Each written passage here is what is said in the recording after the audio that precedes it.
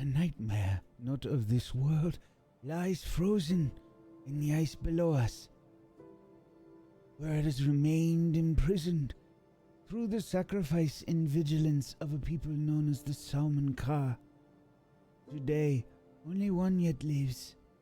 His name is Einamuran, and when he is no more, the nightmare will be freed. He knows this, knows he is the last of the Salmon Ka, and so he shared with me his people's legacy and showed me what must be done should the nightmare stir once more. And now, it does more than stir. It quickens in the ice. It uses portals and promises of power to trick others into engineering its freedom. And now Einamuran has been taken, bound to the very temple in the heart of the nameless spires his people once built as a tomb over the nightmare's grave. A tomb they boasted with the sacrifice of their own god. This is your destiny, Snowy Owl. The god you carry in your soul must become the new lock to the nightmare's cell once Einamuran is no more. Those you travel with can be trusted to escort you to the first and last temple of Akakaru, the snow mother of the Salmon Ka, where the nightmare once more be contained. They know the route well. They were all there, after all, when Einamuran was taken. Elder Seshu looks at all of you. And I need you all to please make a will save for me.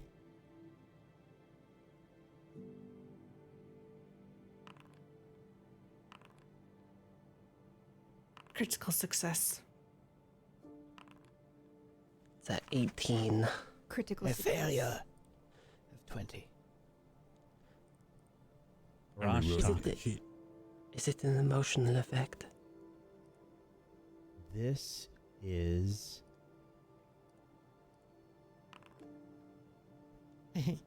not an emotional effect. Malavik has re-rolled. Are you re-rolling Arashtak? I am not, no. As Seshu looks at you, you all feel your memories come flooding back in. Arashtak, you have the most intense reaction amongst the group. You are stupefied one, from the memories disorienting you. But as the memories come flooding back, you all recall details of how you, in a trance-like state, under the control of Osoyo, played your part in capturing Einamuran and dragging him to the Nameless Spires, where you left him with the agents of the Black Frost Whale. What has become of Einamuran, you do not know. Yet, you know, from the look in Seshu's eyes,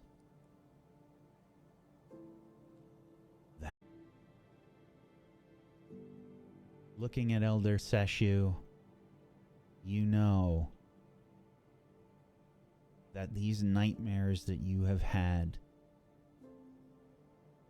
these difficult dreams, all come from Osoyo. Simply from this look that Seshu gives you, everything begins to flood back.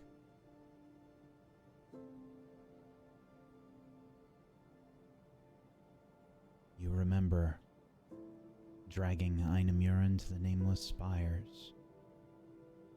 You remember following Dr. Riddleson to the Temple of Findalid Lara,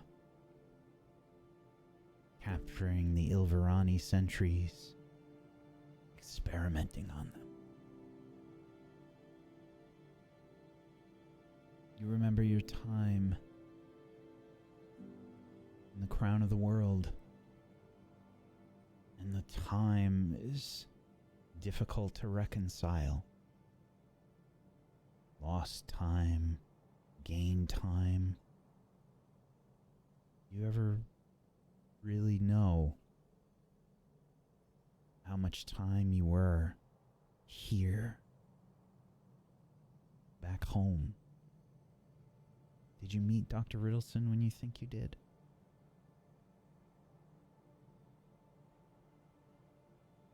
Malavik. You remember something else as well. Zuril. Zuril was amongst many of the people, the other Gatewalkers that were here. He came through the portal, the crown of the world. You remember a moment outside the temple of Findalidlara, near the cliffs.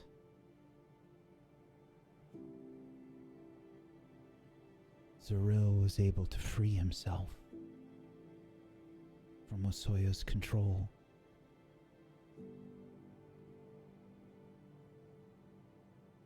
And you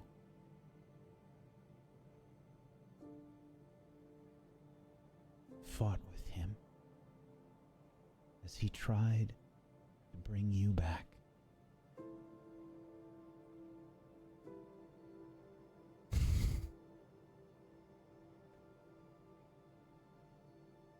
He escaped through a portal, and that was the last you saw of him. That's why that damn door keeps showing up in my mind. Yara. You rolled a crit on your save. This is extra tough on you, but you're able to keep it together. Because you remember meeting with Pharasma.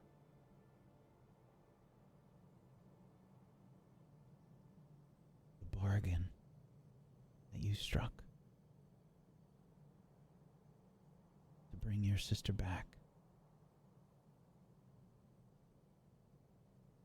Something Pharasma does not do lightly.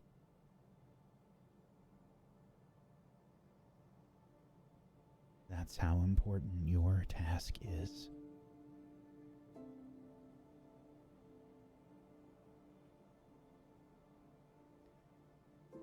Arcelia, you also got a critical success. You feel all of Malavik's pain, the memories flooding back. Everyone else's pain apparent on their face. You see Adronis, a part of the group here.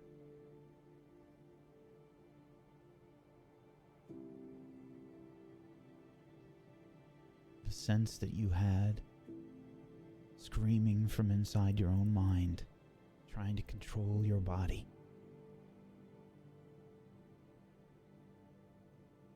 And after everything you've done to the Ilverani, to the other Gatewalkers, and everything being out of your control, a passenger in your own mind,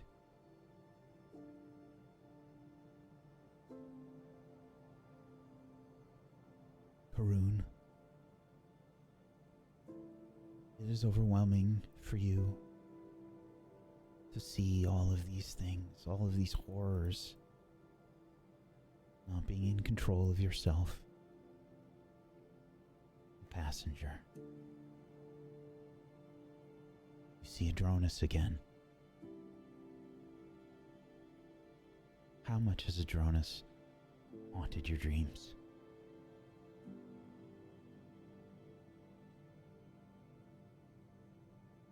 Constantly.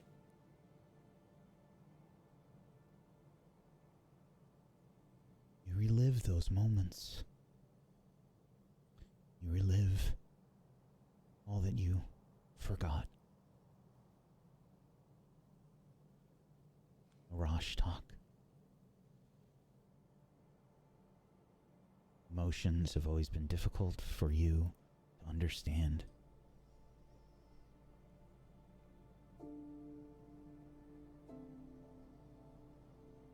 And now, another feeling, being trapped in your own mind, while someone else puppeteered your body.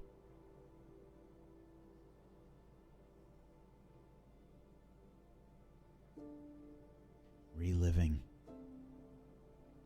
the disconnect from your patron. Someone using you for their own ends. Helpless for who knows how long. Not just one person, but some creature. Riddleson, Osoyo, a tool to be used, no more.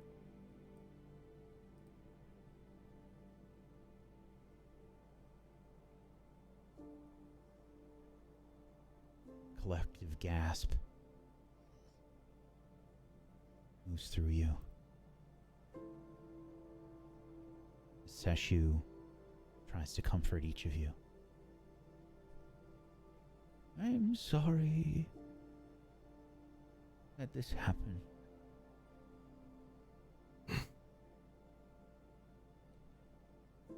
You have done much good. Since then, however, you have done well to try and set things right. This was not your fault.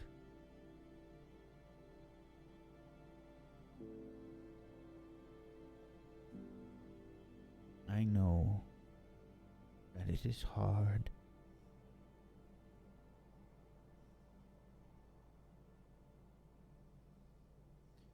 But if anything is clear, it is that sometimes we are all powerless. The only thing that we can do is to take action when we can.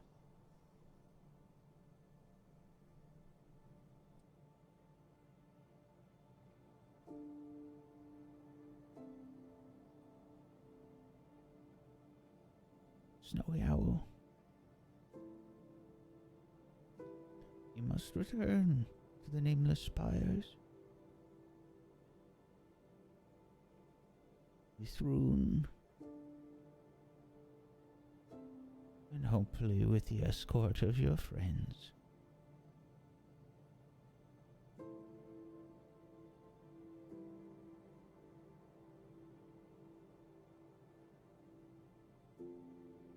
What will it do to her? To them, to Snowy Owl, to Sokowatchi within? That is for Snowy Owl and Rune to discuss.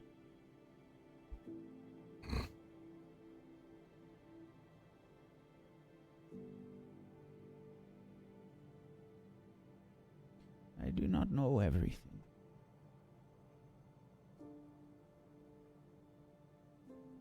But it has taken me some time to reconcile it all and to learn what had happened.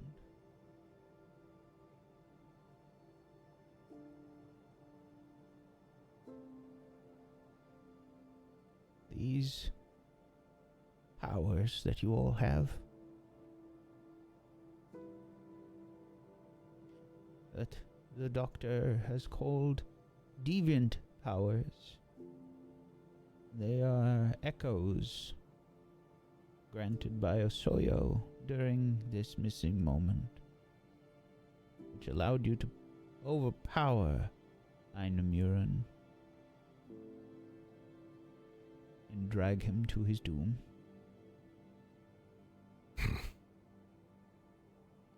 I've learned much from dreams and visions.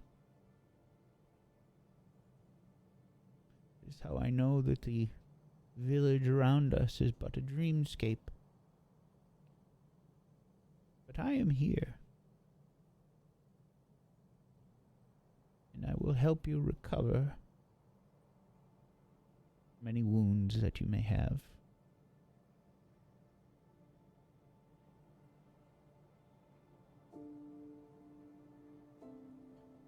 She pats your hands, Rashtak, as they're sort of shaking and you seem absolutely distraught. And as she pats your hands, she puts a hand on your shoulder as well. It's all right. It's all right. She gives you a little hug. Your stupefied condition is gone.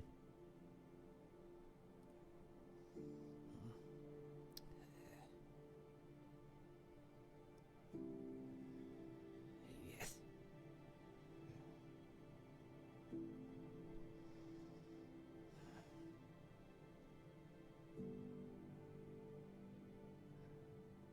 She tries to comfort each of you. Karun. I know it is difficult to trust humans with all that we have done. But I have lived a long time too, not nearly as long as you. And I know it can be difficult saying goodbye.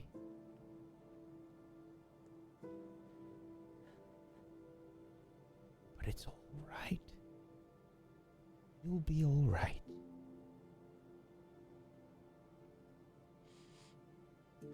She touches your hands.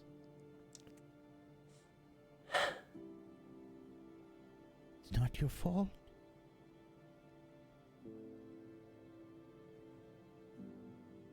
You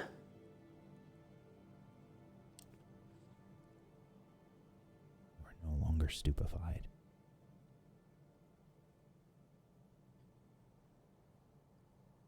She walks over to you, Malavik.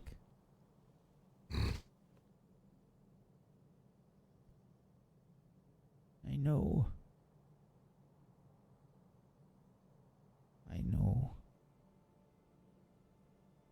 That all that you hear, all that you see is confusing.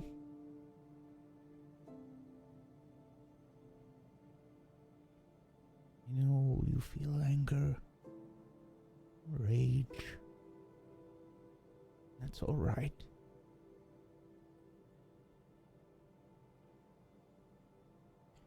Don't let it overtake you. You're stronger than you think.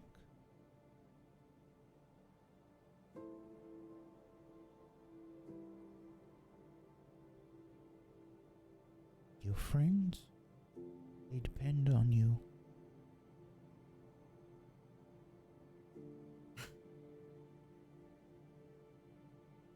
They are your friends.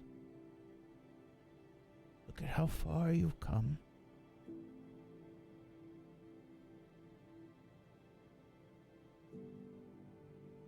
You all care for each other.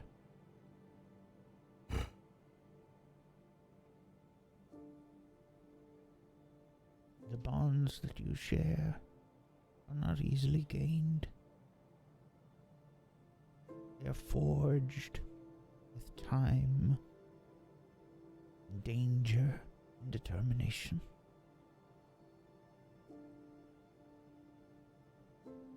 She moves to you, Yara. It's difficult keeping everyone alive when you yourself struggled so much with all of the burdens that you have. We all care for someone in our lives. Family. It is born with you, and it is found. Keep caring for those that you love. Protect them as best as you can. That's all that anyone can ask.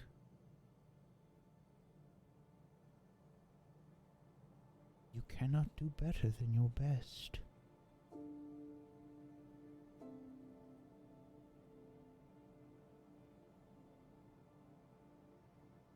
Arcelia,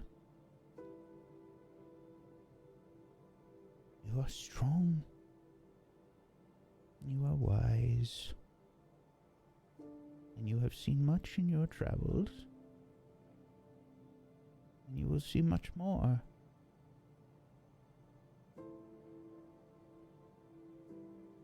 You have saved so many people.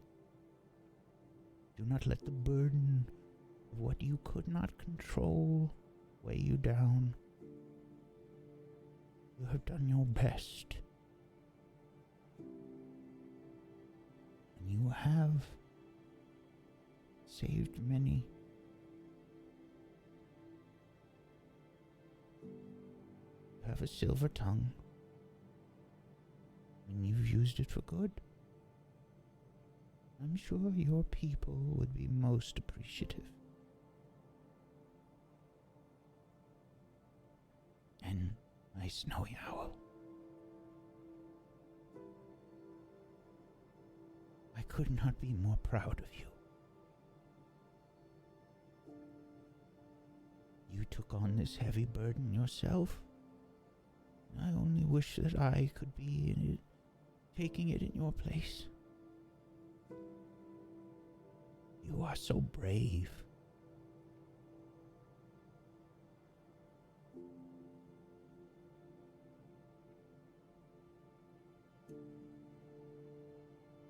I fear we do not have much more time together, however. So I offer you one more thing.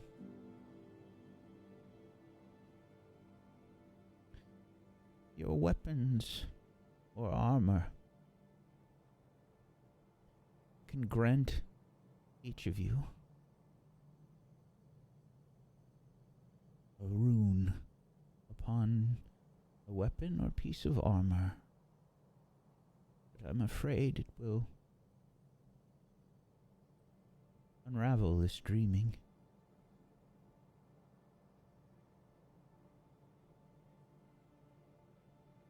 Each of you can choose either a weapon or a piece of armor that you wear or carry to be infused with a rune from Seshu.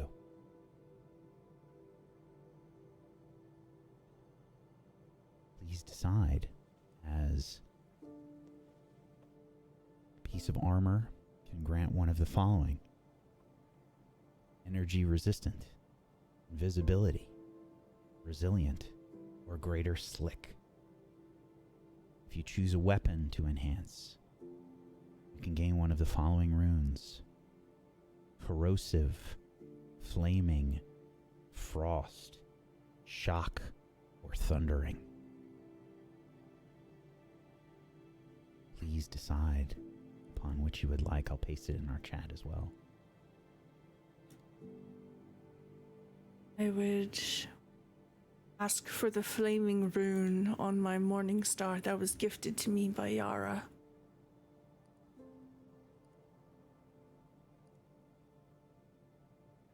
Very well.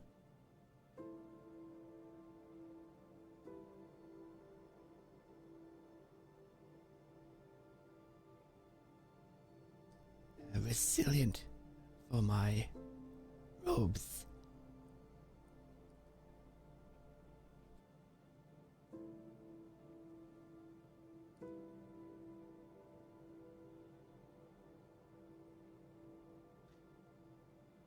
Morning Star has become a +1 flaming Morning Star. I have just enhanced this for you.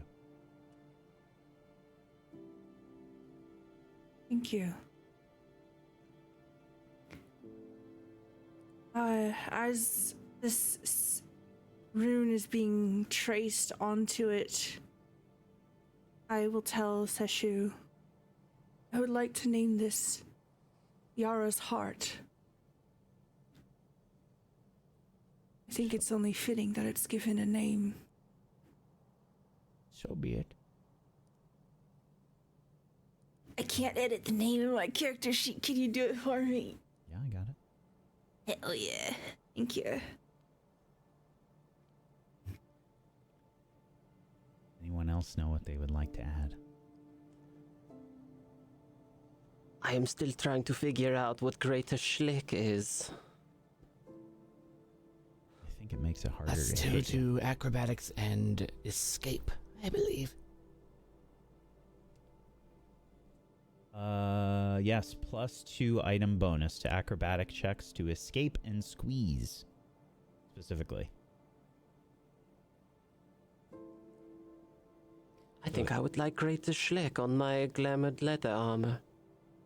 Okay. Let's see if we can do that. Yep.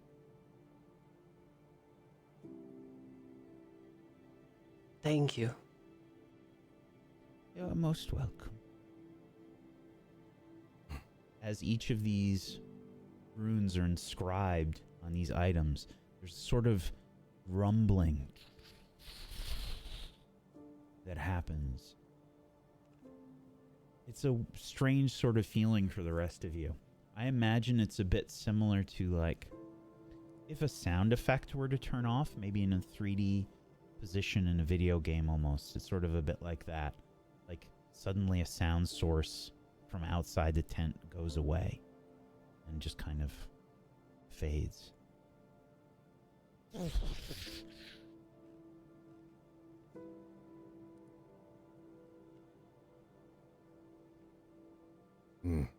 look at our roster. I would like to go last. Resilience on my robes, if you please. Of course. This is your Resilient Explorer's clothing? I do believe I have already added it.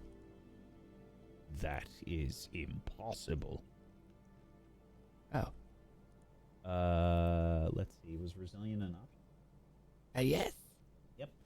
Then yes, you did. Thank you.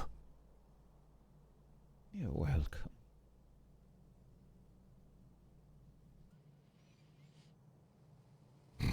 As a question, in terms of armor and what have you, and runes, I already have an AC one.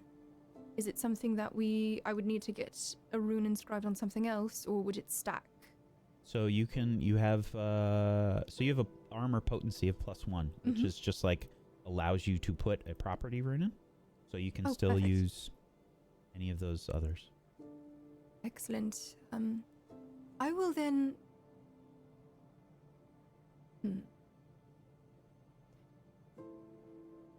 I will also choose Resilient, I believe. All right.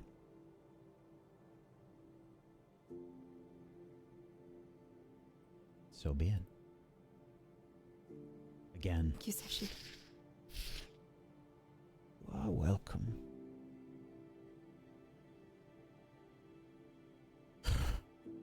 Now slide the axe forward.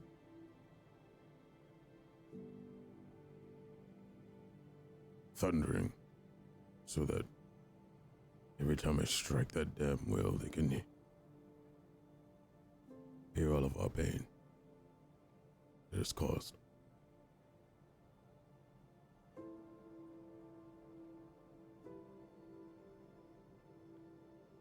don't think you can get another...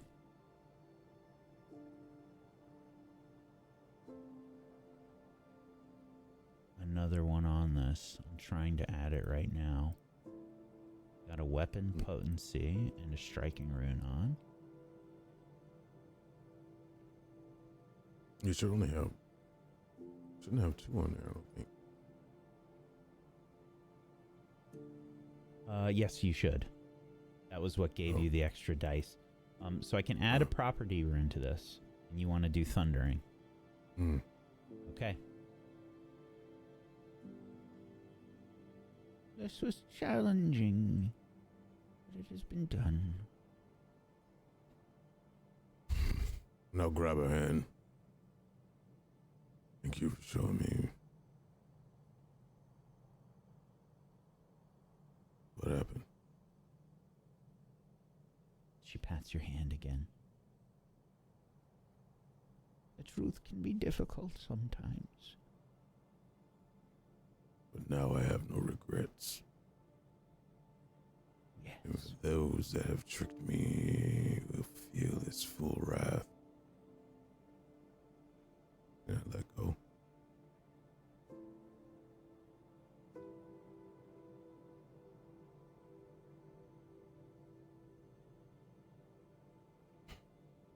As you let go,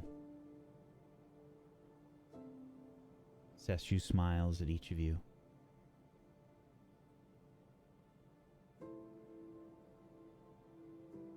Seshu smiles. I'm so glad that I saw you. Before you save us all. I know you will. And I know that it is a burden. Thank you.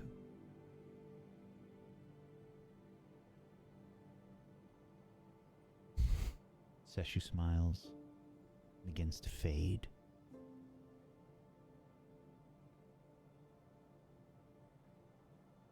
And flickers.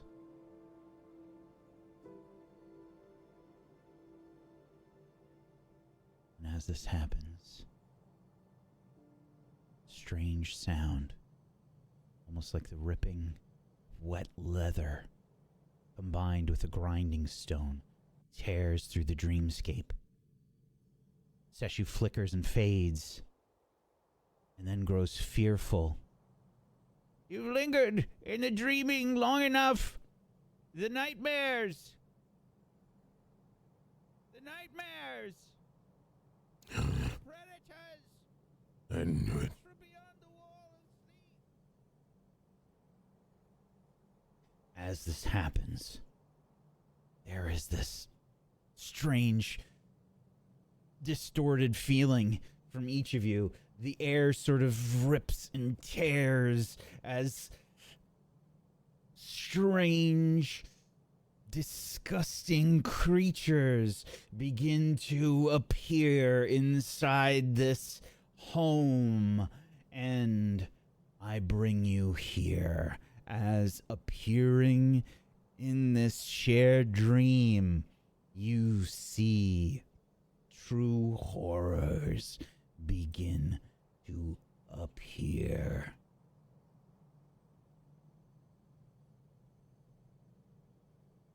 I'm going to bring you here now, and I need you to all please roll initiative.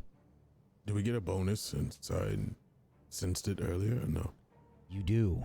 There is a circumstance bonus of +1. Nice. Oh, game is paused. Let me bring you here.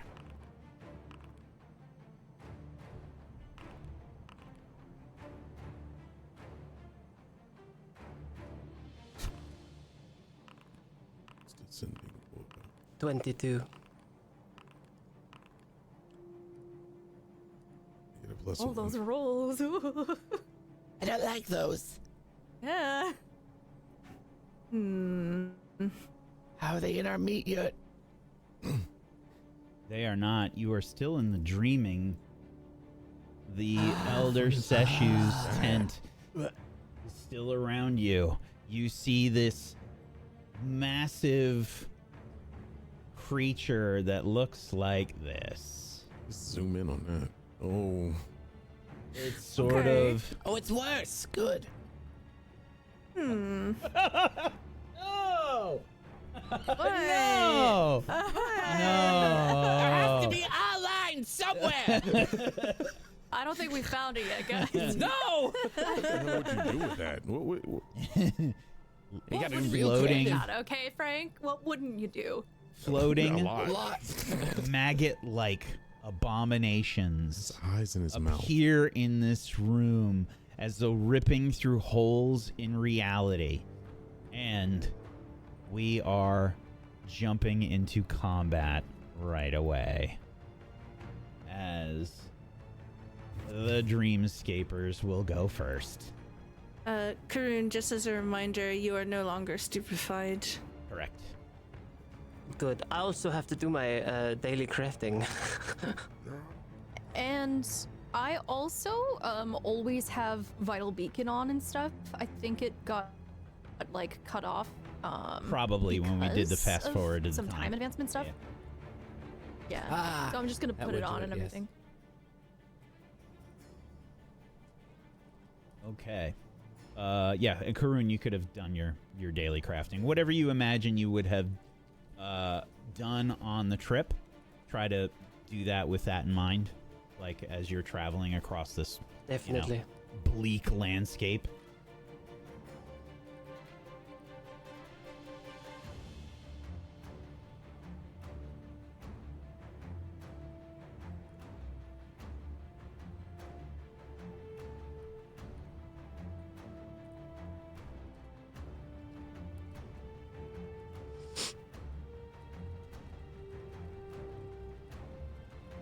Okay.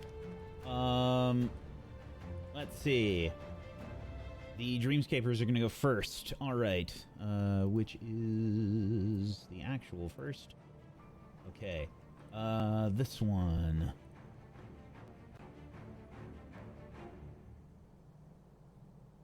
Oh my God.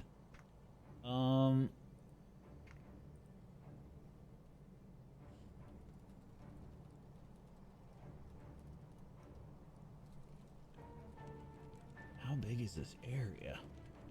What? Okay. Everybody needs to make a will save right off the bat.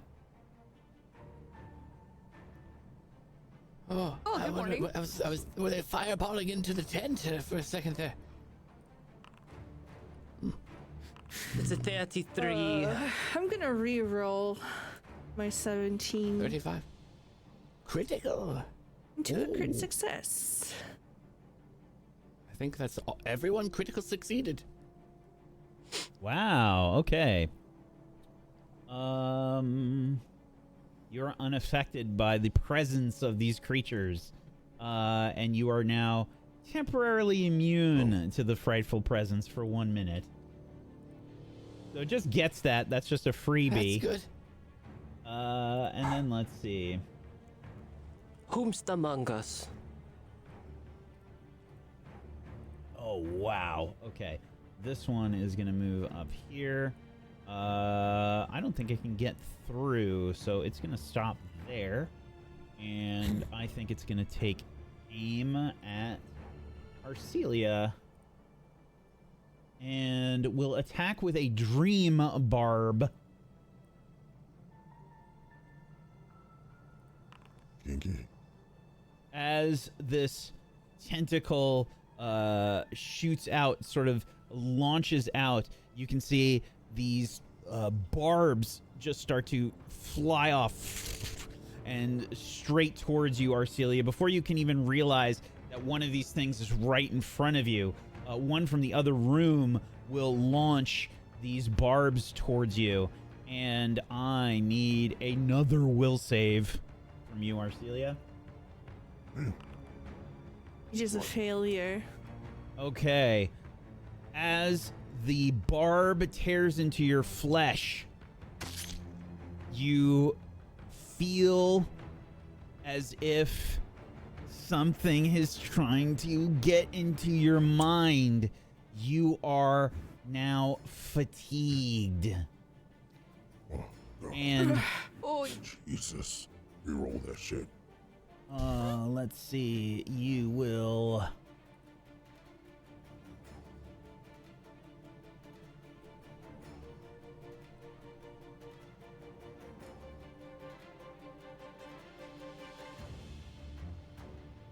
also take, let's see, how much damage is this? Where's the damage?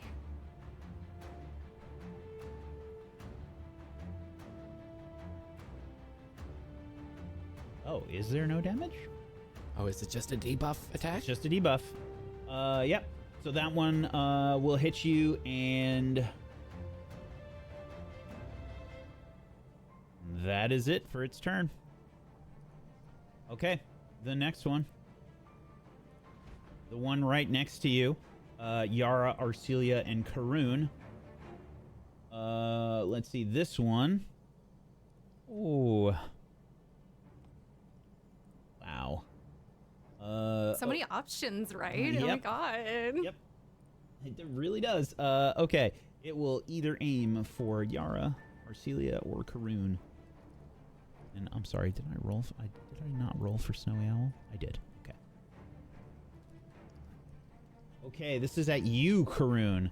One of the weird hands, clawed hands, these spindly little arms, reaches out and tries to scratch at you with its claws.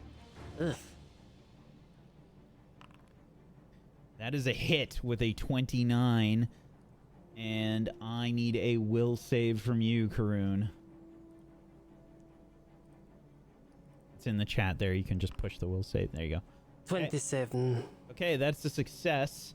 You feel this creature claw into you, and it will deal 15 void damage.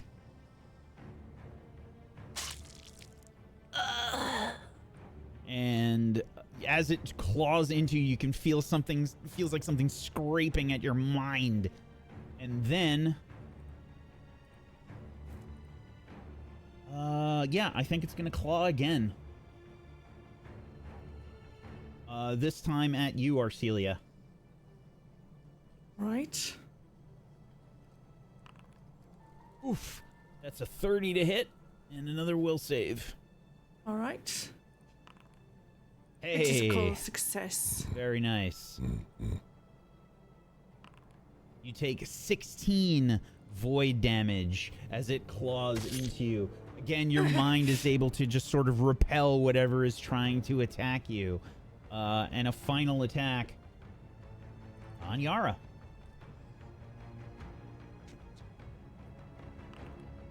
That is a 25 to hit and a miss. Yara, you see one of these spindly arms slice into Karun. It turns, spins towards Arcelia, and its last attack tries to lash out towards you. You're able to just barely get out of the way of this last attack. That's it for its turn. Okay. I don't know why the turn order is down there, but it is this one's turn, I think. I'm sorry. I'm trying to. I don't know why the currently selected one is down there for some reason.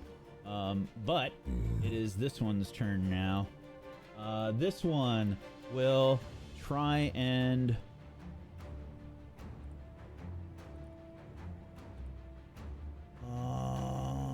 let's see. This one will cast a spell.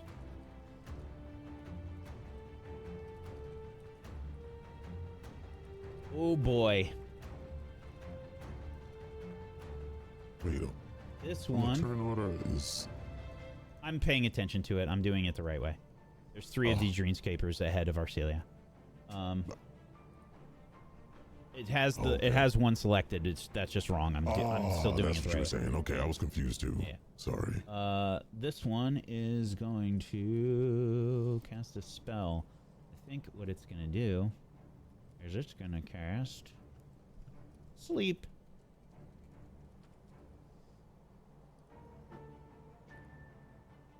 But aren't we already sleeping? Great Is this question. Inception? Are we gonna go deeper? Great question. It's gonna cast sleep on Malavik and Karun. Smart. Mm, What the hell? And we're gone. Inception has occurred. Oh, that's just the distance from which it can cast. Yeah, it's actually gonna try and fucking get Arashtak, Malavik, and Karun. Wow, with the Gotta 5 do a foot will save. burst. Oh, Alright. okay, range 30 feet. Yeah, 5-foot burst. Yep. It's going to basically try to do this on Arashtak, Malavik, and Karun. Okay, this is a will save.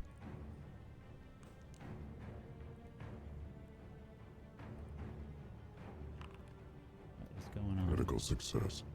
Okay. Regular success. Would have been really bad. if it Critical was this success. late. Oh, does yours get upgraded, Arashtak? No, unless it's a breathed in. It's not. I'm just wondering Then- how you then- succeeded because you rolled a 24 and the DC is 25. I don't know, but it factored in. Oh, the explorer's clothing? Incapacitation. It's an incapacitation type. Ah! There we are. That's why then. Okay. Lucky. Yep. Okay. All three of you at least succeed. However, Arashtak, you are going to take a -1 status penalty to perception checks for 1 round. All right. Effectively just kind of feeling a bit drowsy, I guess. And Ugh. a little wobbly. Okay. And then it will do a ranged attack here towards Karun. Karun, it will shoot a dream barb at you. That is a 20 to hit. Karun, as this spell sort of tries to trigger, you sort of shake your head. You're able to keep it together, and as you do, you see this creature rearing back and launching barbs at you. You manage to duck out of the way as they hit the area behind you. Okay. Arcelia, it's your turn. Is this Can I- meant to be a sphere of darkness? Because I can't see anything on the map. Oh, sorry. That's a... No worries. We figured we'd let you know. Yeah, it's doing something weird right now. It keeps trying to, like, move the thing. I don't know what's going on. Let's do that. There we go. There we go. Thank you. All right, thank you very much. First action, I would like to exploit vulnerability. As I'm reeling from this barb that's struck me, I narrow my eyes at the creature in front of me, giving it a quick study. So this will be exploit vulnerability.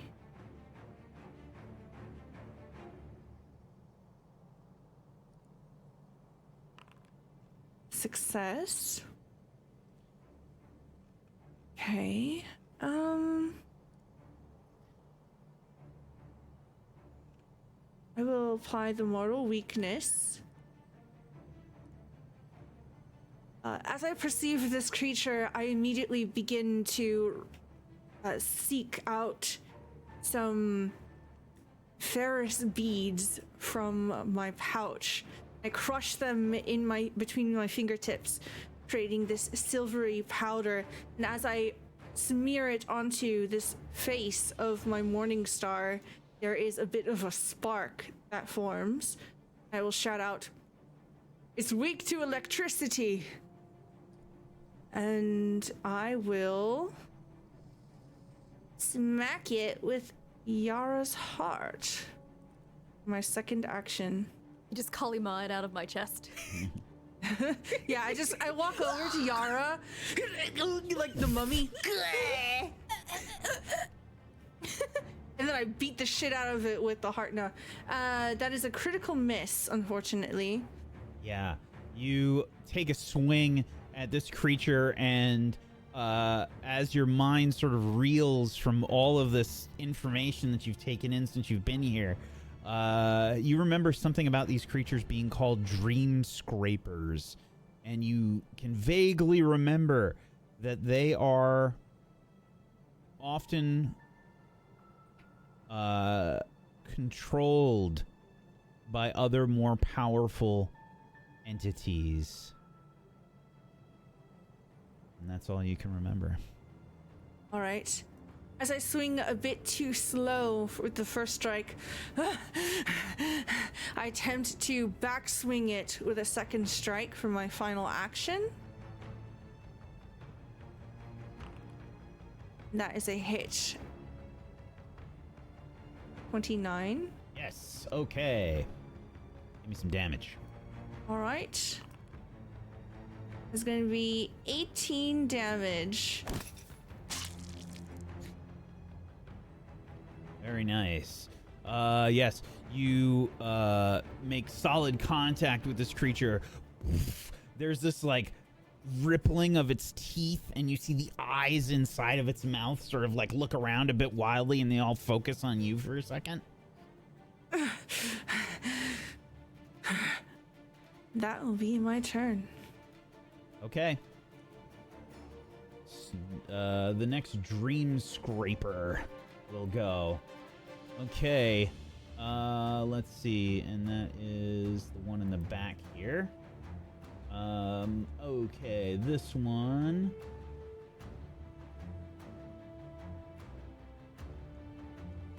I don't think this one can see shit.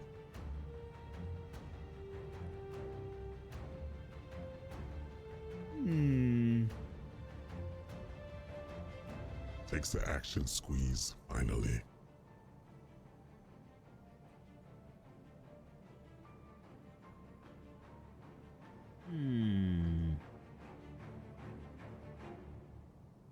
It takes a nice snap. We all wake up and we were just dreaming it. Yeah, it might actually try to squeeze. Let's see. It does have an acrobatics. Okay. Oh, shit.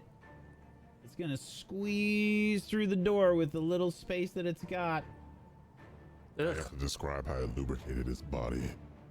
What's horrible is those little spindly arms are like pulling it through the doorway, and you see the mouth like worm its way around the door frame. It's like climbing through the door frame, you know, like squishing itself as it undulates through the tight space of the door, pushing past. You can hear the timbers sort of creak and bend as it pushes through right next to you, Karun. And it will use its last action to try to claw at you.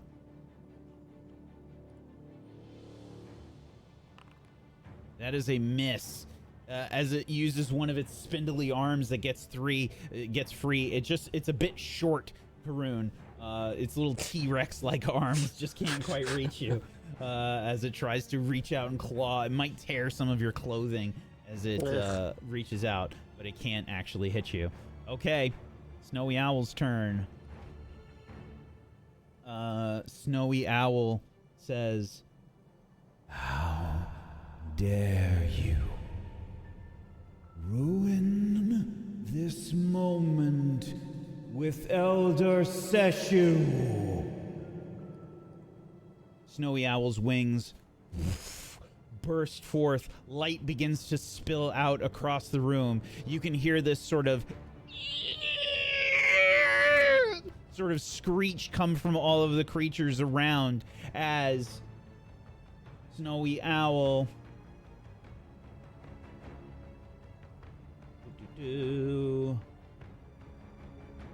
will cast Bless.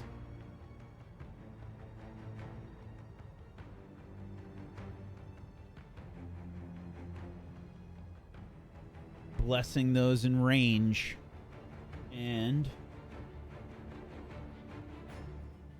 for the first time that you have known Snowy Owl, will rush forward towards the creature. You see claws extend from their hands as she begins to strike out at the creature.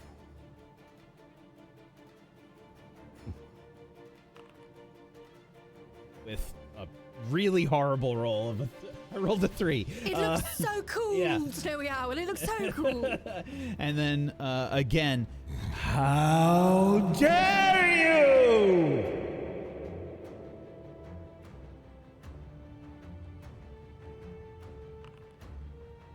Another horrible roll.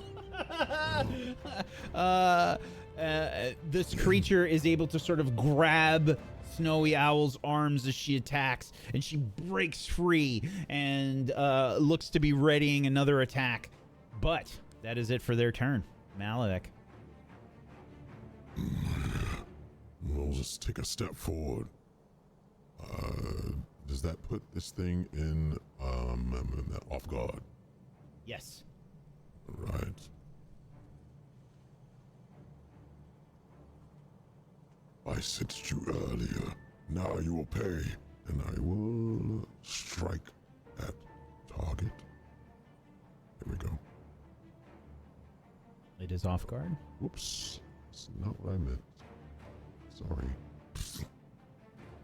Okay.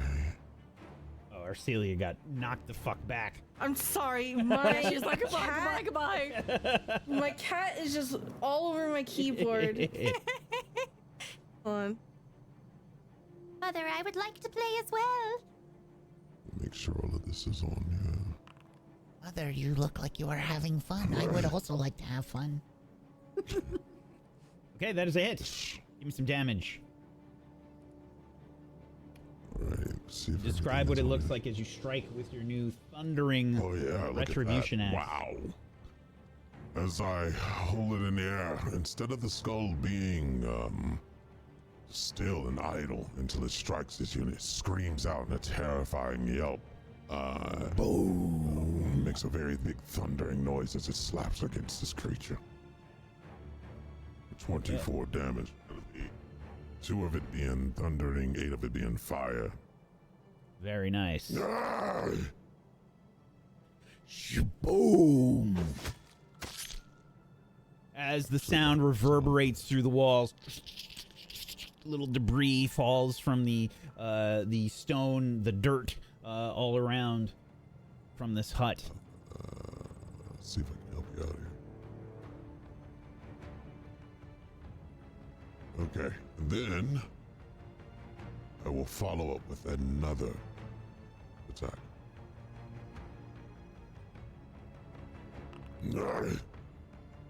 That one is a miss, unfortunately. I think that the creature sort of like just twists around. It's almost like, you know, it's like a maggot, you know, so it's all wiggly and it's just kind of difficult to get a solid hit on. You probably do connect, but it's just like it's you know, it's a glancing blow. Body kind of, yeah. Yeah. That'll be my turn. Okay. The next dream scraper will go. This one is going to move here, I think. And let's see, can it actually see anybody? It can see Snowy Owl.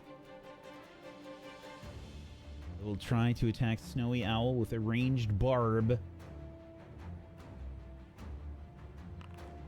That is a crit. Oh, shit.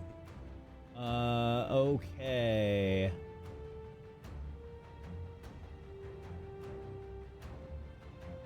Let's see. Snowy Owl is going to make a will save. That is a success. She remains unaffected. Okay, and a second barb. Did that actually roll? Yes. Okay, 26 is a hit. And Snowy Owl will have to make another will save. Another success. She yells, How dare you try to rip apart my dreams? I am all dreams now. You will not take what belongs to me! that is it for their turn. Yara. All right. Well, I'm looking to my friends who are getting injured, but in the moment, I realize the best thing is to try to buff them.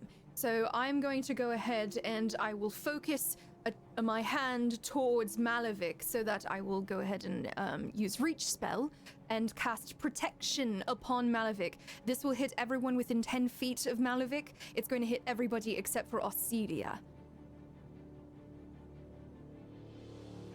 Okie dokie. Aucelia, darling, I've got you next, all right? Take care of them first, Yara. That is my turn. Okay. Karun. Yes, I will attempt to. Is it possible to move back behind this table? Will that give me cover if I do? You can always try. This could potentially give you some cover. You're gonna have to like probably squeeze in there though. It's very little. It's like tight. Well, that will not be a problem now that I am so schlick. Okay. I will move to behind this table here. Okay. Now, let me just see what they have, because they might have some bullshit.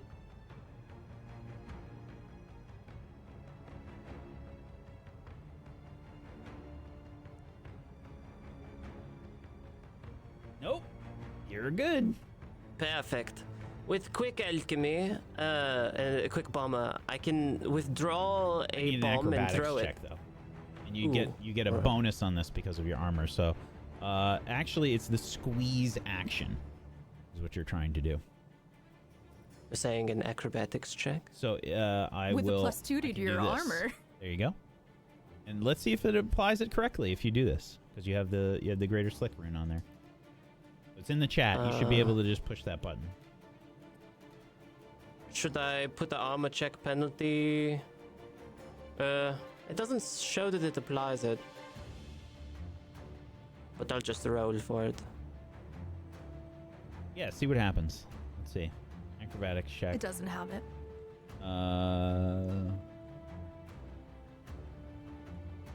Is your armor? Ah, there we go. Try and push the Need button to again. return. I'm just curious.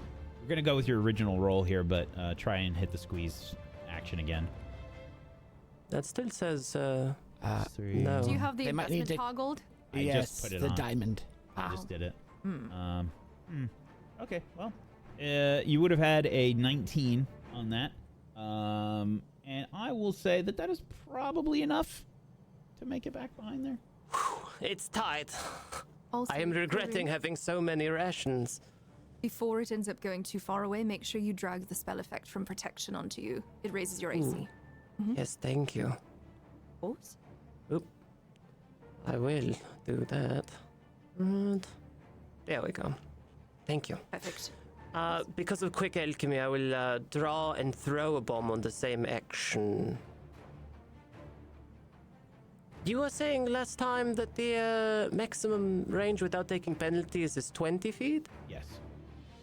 Right. That makes me just 20 feet away from the first dream scraper. Very well. I draw a bottle of lightning. And I briefly uncork it before I throw. You can hear the sounds of crackling thunder.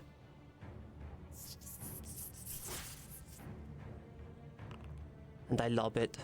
Oh, that's a crit!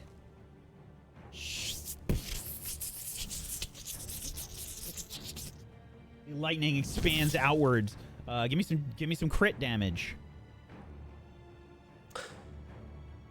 Critical damage. Very nice. There's also a splash effect. Yep. The Wow, I've lightning. never heard that sound before. None of these have ever connected with anything. The lightning cascades all around and also hits the neighboring dreamscaper. You can see them they sort of like arch and they wiggle extremely fast in the air as they are hit by this. They are also spasming a bit. They are now off guard until the end of my next turn. Ooh. Very nice. I will take cover, and that is the end of my turn. Okay. Arashtak. It is lesser cover, yes? It is lesser, yes. Yes. So the one that has been attacked regularly is the one in between Malefic and Arcelia, yes? Yes. Although, how far? I have line of sight of that one, 35. I have a few options.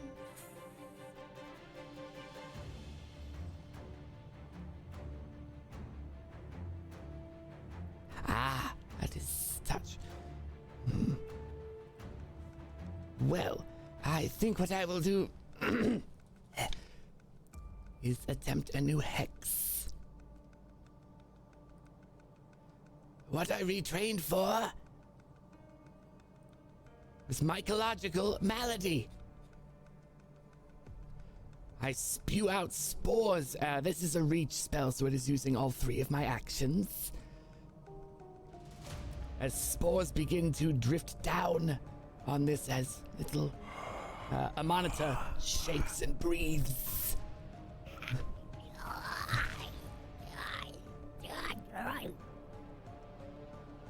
It must make a DC 27 fortitude save. Okay, and it's this one that's in between everybody? No, it is the one, yes, down down below.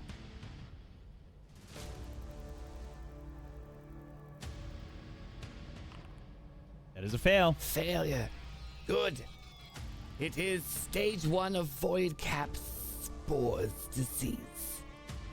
Okay, so this is It is- enfeebled 2. Enfeebled 2.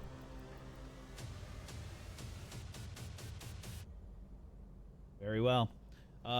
You can see the spores just kind of like land on it and in its mouth and eyes, and it's blinking furiously. You can see this kind of black pox start to grow inside its mouth and in its eyes and stuff. It's so gross. Good. Pat a monitor on the head, and that is my turn. You. Okay. Dreamscaper. Let's see. Okay, this one will take aim with Dream Barbs at Malefic and Arashtak. Let's start with Malefic. First attack is a hit with a 34. I need a will save from you, Malefic. Success. You're okay as the barbs sort of like tear into you. You barely notice them, but you can feel something trying to dig into your mind. Get out. Arashtak. The second attack is headed your way. Is a miss.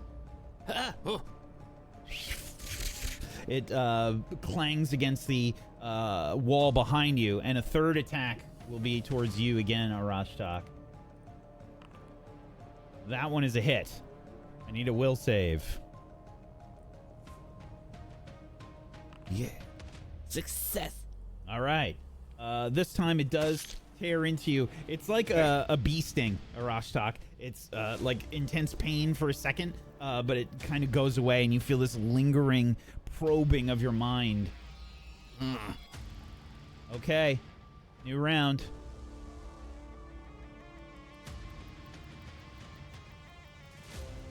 Okay, let's see. This one.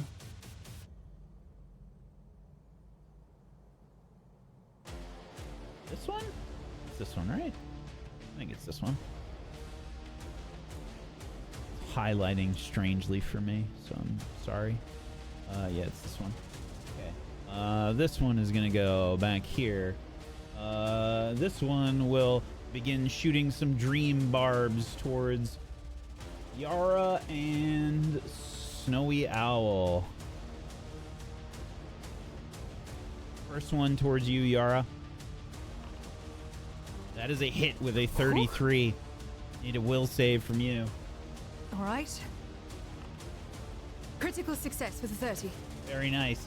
This one does connect, Yara. It finds way. It's like getting, again, it's like a bee sting. It's like really intense pain for a second, but it kind of just starts throbbing a little bit, and you feel something probing at your mind, but you are able to resist it. The next one heads for Snowy Owl. That is also a hit. Snowy Owl fails and will become fatigued. And she yells, "Stay out of my dreams, creature!" And the last attack will be towards you, Yara. That is a miss. A critical miss. As another barb sails past and just clatters at the table behind you. The next Dreamscaper, which is the one in between everybody. This one will try to attack several people with its claws first. I'll just roll a d4 instead of this d6. That doesn't make sense. 1, 2, 3. Arcelia, you are its first attack victim. Ugh. That is a hit with a 33. I need a will save from you. Critical success. Very nice.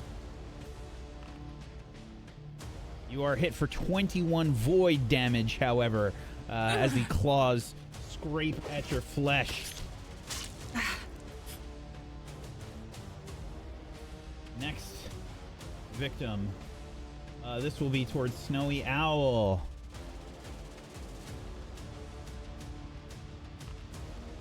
That is a hit.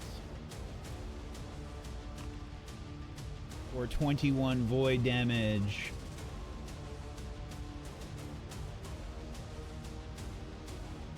And a will save.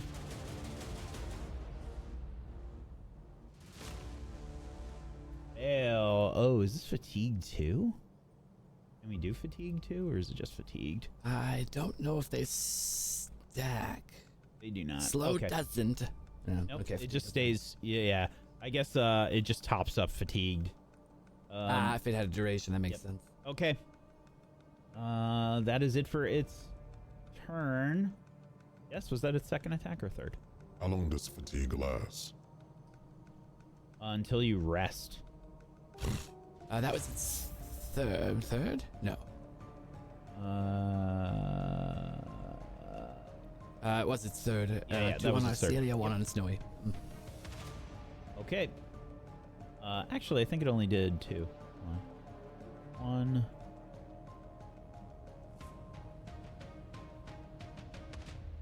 That's the damage roll. Yeah, it still has a third attack. Okay. Third attack will be towards Yara.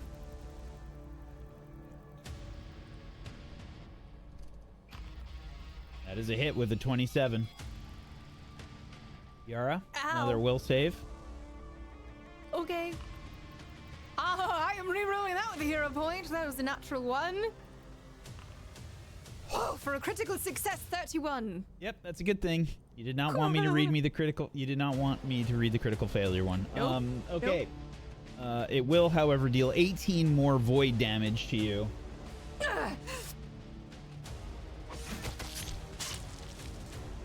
Okay. This one. Is it pinging? There we go. That one. Okay. This one will attack Malavik and Arashak, starting with Malavik. That is a miss with a 27. It will then attack Arashtak twice. Watch for his bombs. A miss. And the last one is a hit. I need another will save, please, Arashtak. Success. That's very good. The barbs, again, tear into your flesh. This intense stinging pain, throbbing sensation as you feel something trying to enter your dreams. Arcelia. I will grit my teeth and widen my stance, throwing my whole weight into my strike as I bring Yara's heart down on this creature. 23. Good hit.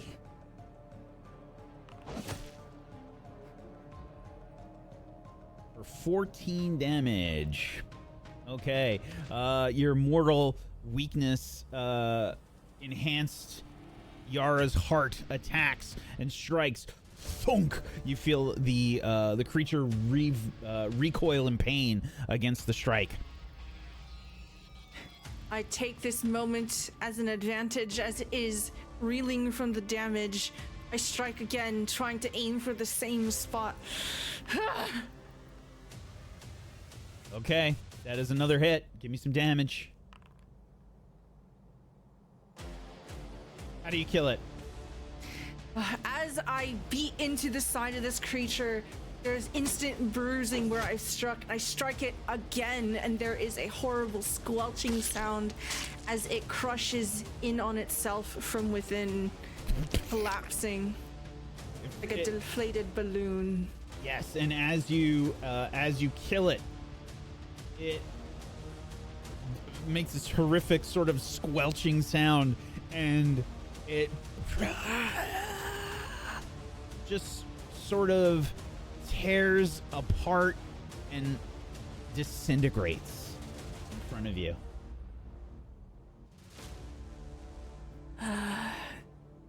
My last action, I will.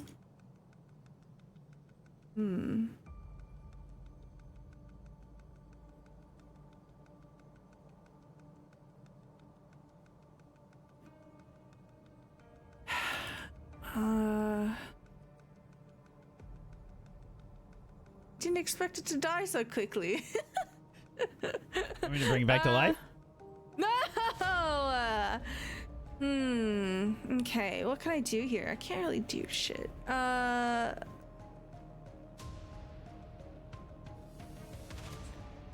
will take a 5-foot step here. That'll be my turn. Okay. The next Dream Scraper will go. This time, let's see. It will go here, rushing forward towards Arashtak, Malavik, and Karun.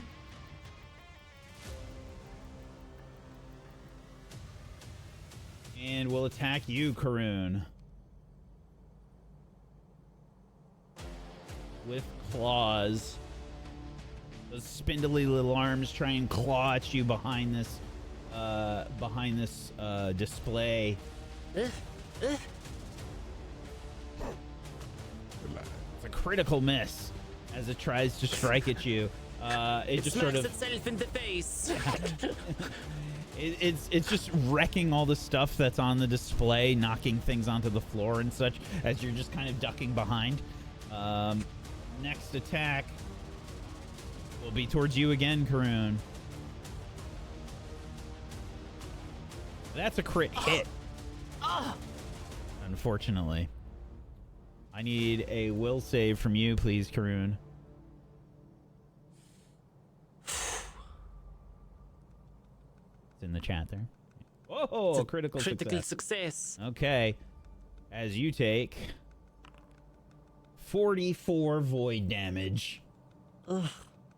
Do I just press damage then? Yes.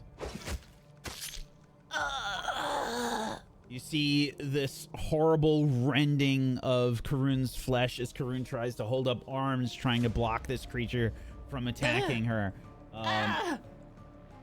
Tearing at her skin. You can see these black streaks as they rend Karun's flesh. It's Snowy Owl's turn.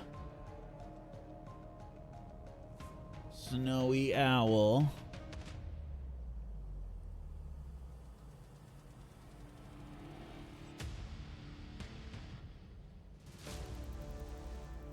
this a touch? This is 30 feet. Okay. Snowy Owl extends a hand towards you, Karun, and as she does so, this frost extends outwards, and you see it land upon your body as she casts Soothe at rank 3.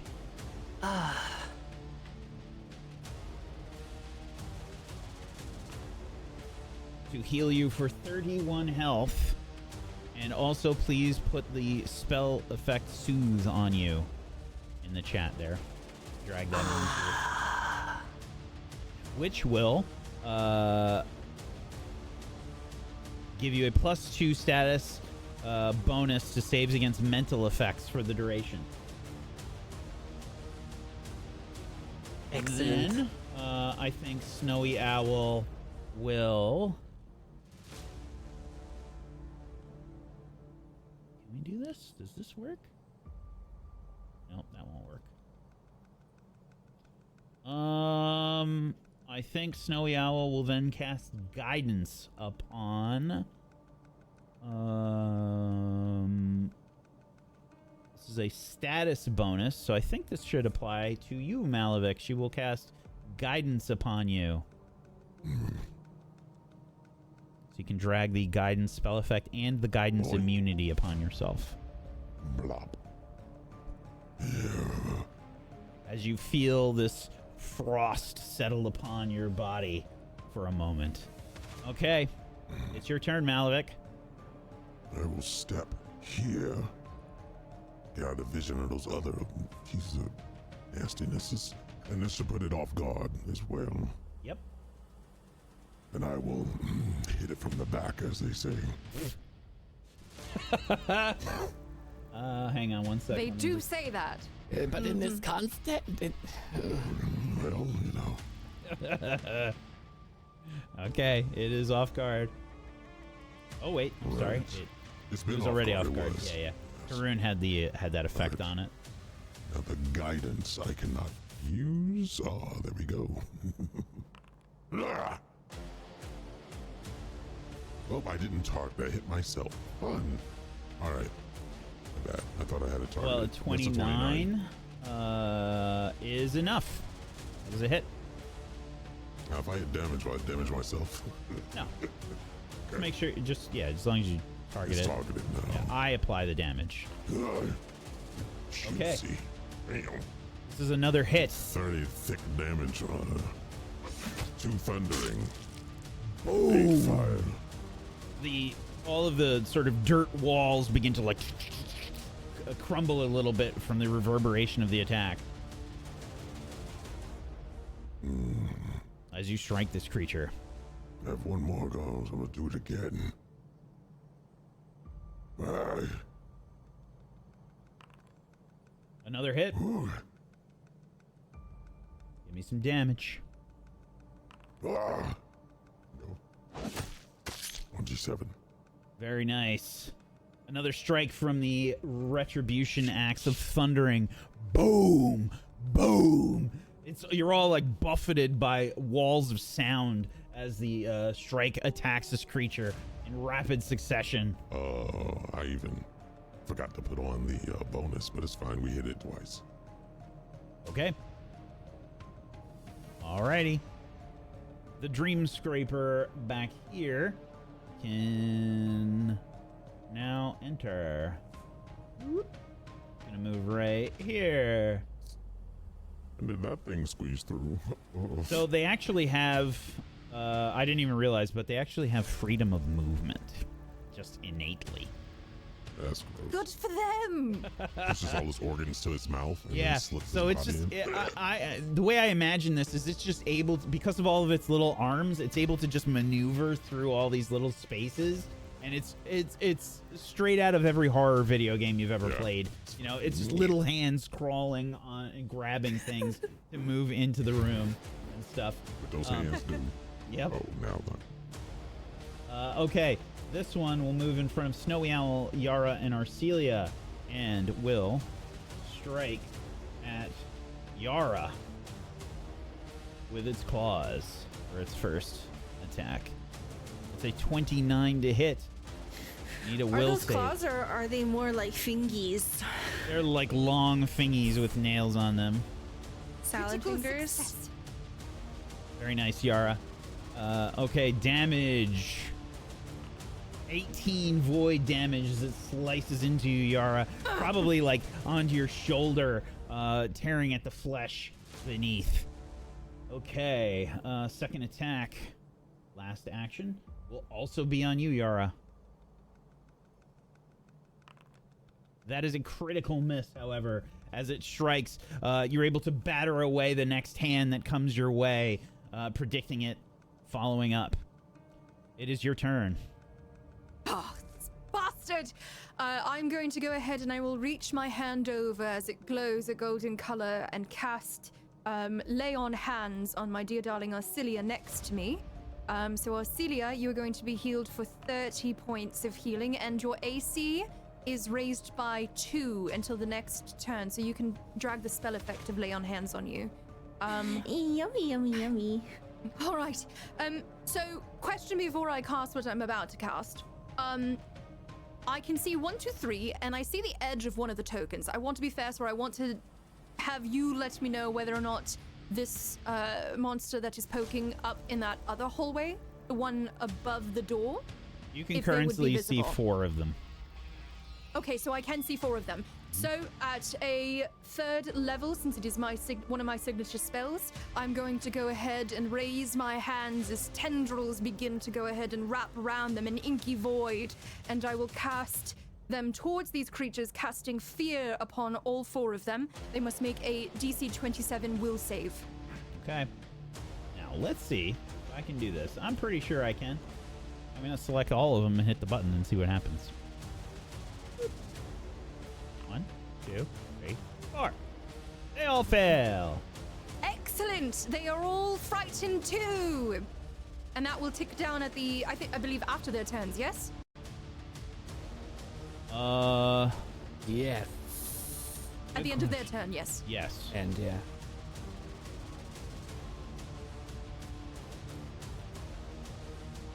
Thank as you, this is new cast graphics out- card. The tendrils, they lash out from my arms and begin to wrap and constrict these creatures and go into their mouths all creepy and disgusting like.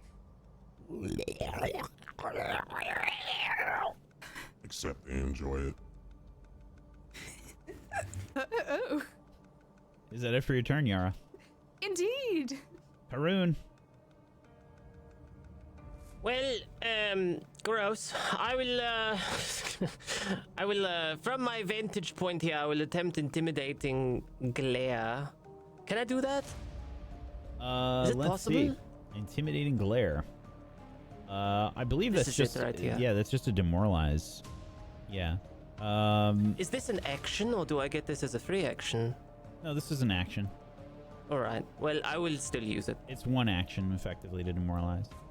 All right. So I will yeah, you glare make an intimidation menacingly check. at the creature.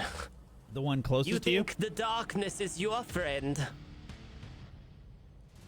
And it is an intimidation roll? Yeah, just make sure you have it targeted. Ah. Thank you. Oops, hang on. Oh no, it's a 17. Yeah, unfortunately. It doesn't even notice. Yeah, it's got a lot of eyes, but apparently All of them are rolling right Yeah. now. All Okay. right, whatever. One action. I will. Still got 2 left. I will throw another bolt of lightning. Okay. Which one? One nearest The to one- you? I don't take a penalty for it being nearest to me, do I? Nope. Okay, then I will throw it to the one nearest. Okay. Another 37 to crit! Holy shit! Give me some crit damage.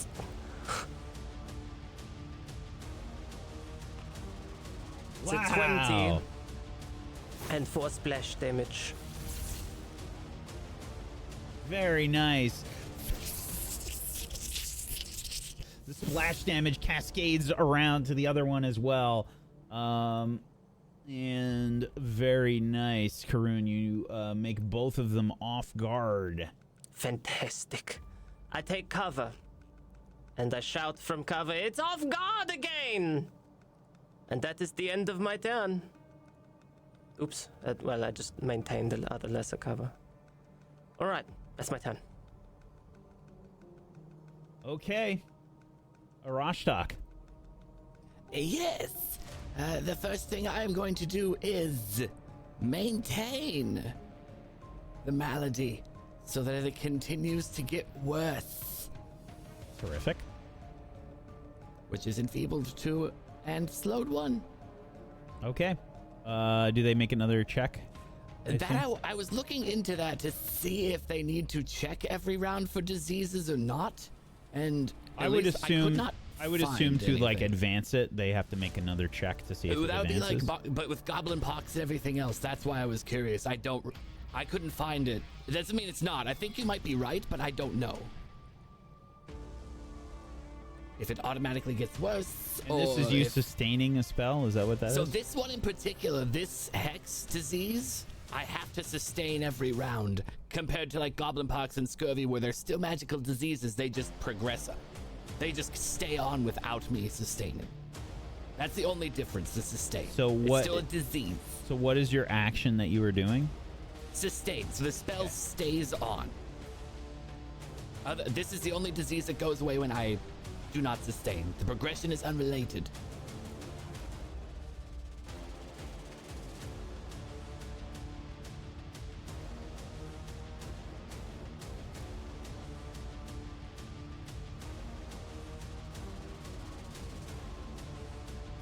Sorry, I'm trying to find this. Oh, you're right. Like stage 1 will stay regardless, but it's a matter of does it continue. Melody advances only when the conditions specified in the spell or hex description are met. Okay, so it's 1 round. Mm-hmm. And 1 round has already occurred. Yeah, so it should just be slowed 1. I think you just get it. Yeah. Great. I just wanted to say thank you. All right. That is 1 action. The second action, I would like to target. I think. Yes. I'm targeting this one here with another Cinder Swarm. Okay, you said this one? Yes, I did target it specifically, but with fireflies. And that is an aura. A 5-foot emanation. Should be able to place that. Let's... Aha. Maybe? Ah, there we are.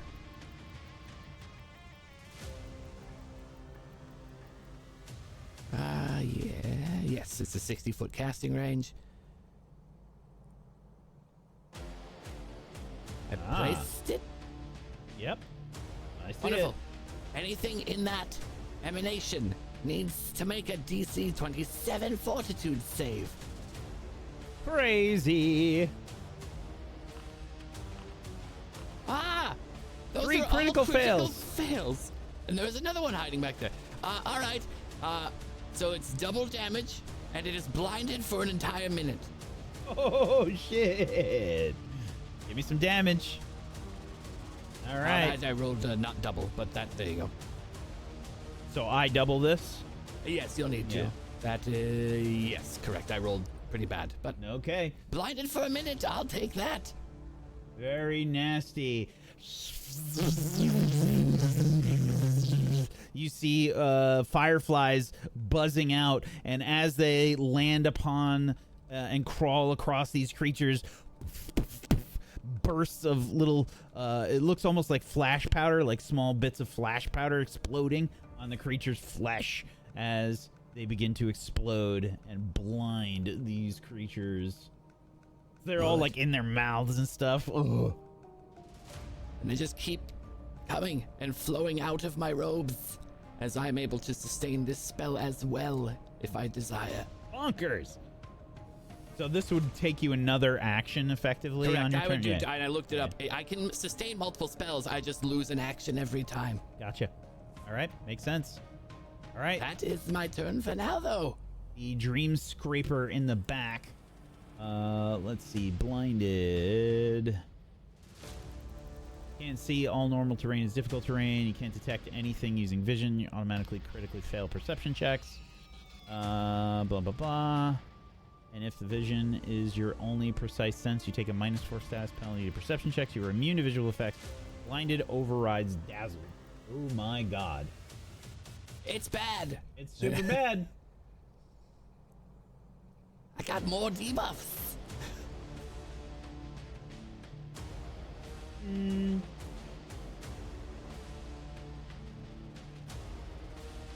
Ooh. In theory, any attacks should factor that in. Well, it's got to...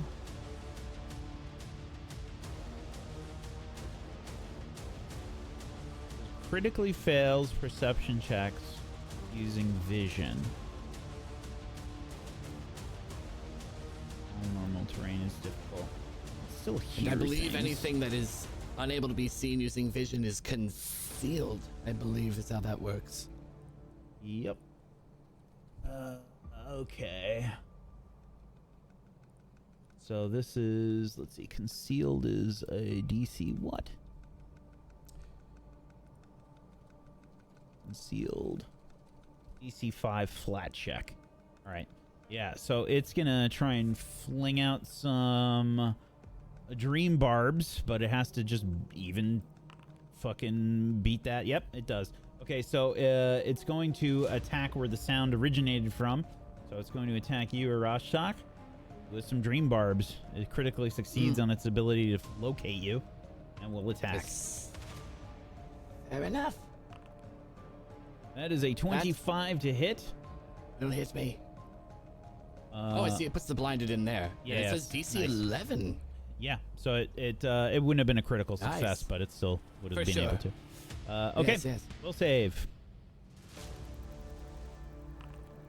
A success again.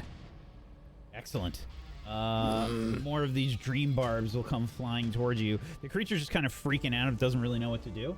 So it's going to keep aiming at the thing that attacked it. And it will have to make a DC 11 check here. Let's see if it makes it. It does with another 19. It is missing you, however, as it attacks. You see the barbs like clang, clang, clang, knock over some of the stuff on the nearby table. Its final attack. Also manages with a crit to be able to locate you, but misses the attack. More dream barbs clatter nearby. Okay. I can't see. New round.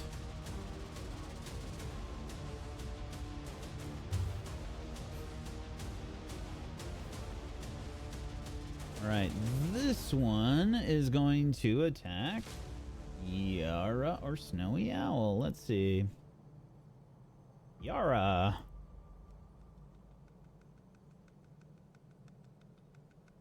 This one further into the room is frightened 2 and blinded. So it's going to have to see if it can locate you based on sound. And I'm going to roll the strike here with its ranged dream barbs. And we'll see if it can find you. It failed the attack anyway, but it couldn't even do it anyway, so it's just a waste. Yay! It will then, I think, try to strike at Snowy Owl, guessing where Snowy Owl was.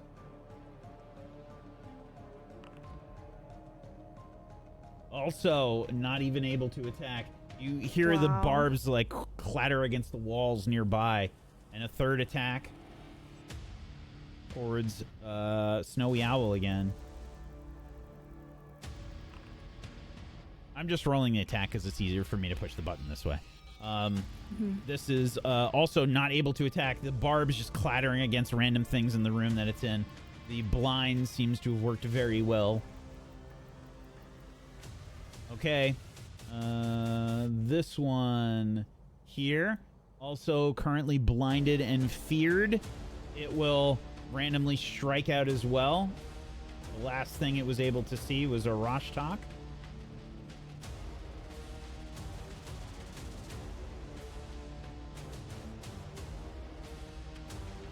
Okay. It will try to strike at you with its dream barbs. Lucky that couldn't find you, Rashtak, because that was a crit. That one clatters really hard. You can hear the barb like embed itself in the wall, like fuck. Absolutely getting stuck in the wall. Okay, next attack heads your way, Rashtak. Another miss, and the last one. Also a miss. None of these connect to Rashtak. There's lots of noise in the other room as the creatures struggle to see anything. Arcelia, it's your turn. All right. Rashtak just like auto won you the fight. Like it's bonkers. I have a question. If I, for example, moved here, could I technically reach the door with 5 feet if I use my deviant ability to close the door? Oh. I don't see why not. Should absolutely be able to do that. So first action, 5-foot step. Second action, I'm going to activate my deviant ability. Okay. Do a DC 5 flat check. All right. You should be able to hit the button down at the very bottom. Ooh. Still counts, unfortunately. Okay. So, your ability will still activate. However, the penalty will also go off. Okay. I believe is it's a type of fear. Mild backlash. You were frightened 3. Oof. That's mild? Yep.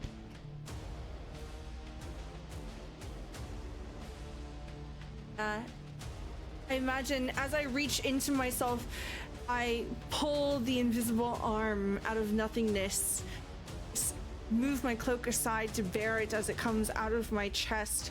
It stretches for the door, and every second that it extends, I feel an excruciating, searing pain gripping my heart.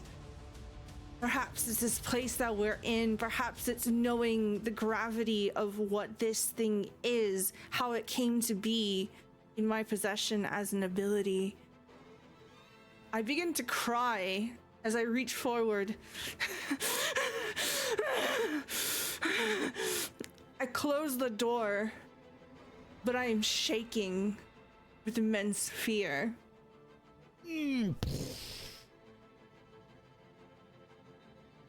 As I dismiss the arm, it almost seems as if a great weight comes upon my shoulders, and I am making myself smaller now as I desperately, with my last action, try to swing at the creature beside me. I can still attack with frightened, right? Yeah, you just take penalty. Yeah, I just take... Okay. Strike. That's a crit! Holy shit! Fear fuels me as I put my whole body weight into this creature, trying to literally push it away from me. Oh right. What's the specialization? I got a critical... Oh, maybe it says it here. Is it stun or a blunt? There you go. Knock the target up to 10 feet in a straight line away from you. Yeah, that is exactly what happens. I grip the Morning Star with great fear, and I strike it as hard as I can, trying to beat it away from me. I do 30 points of damage. Yeah, okay. It has no place to go because the other creature is in the way. But you batter it and sort of slams into the other creature as it recoils in pain.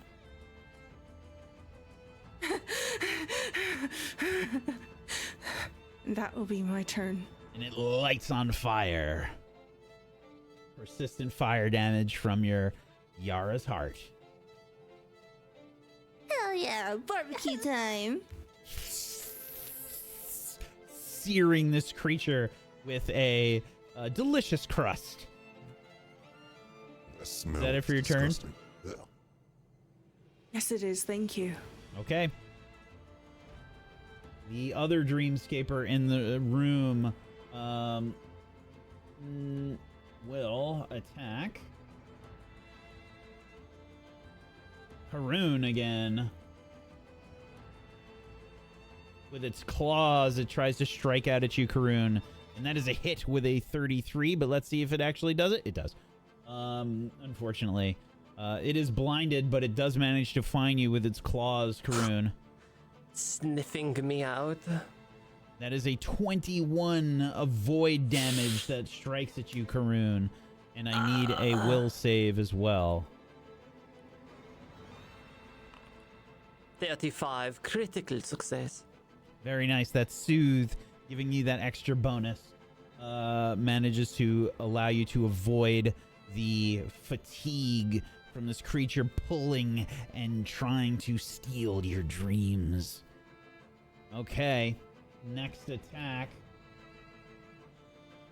Headed towards a Rashtok.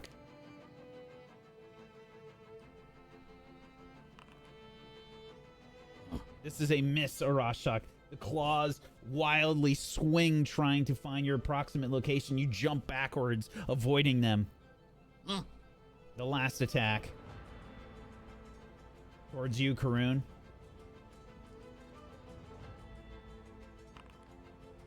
That is a critical miss. It would have hit. Smacks itself in the face. Yeah. The claws just scraping at the ground nearby. It just missing you completely. Okay. Snowy Owl's turn. Snowy Owl will strike with her own claws as she strikes at the nearest one that is currently on fire.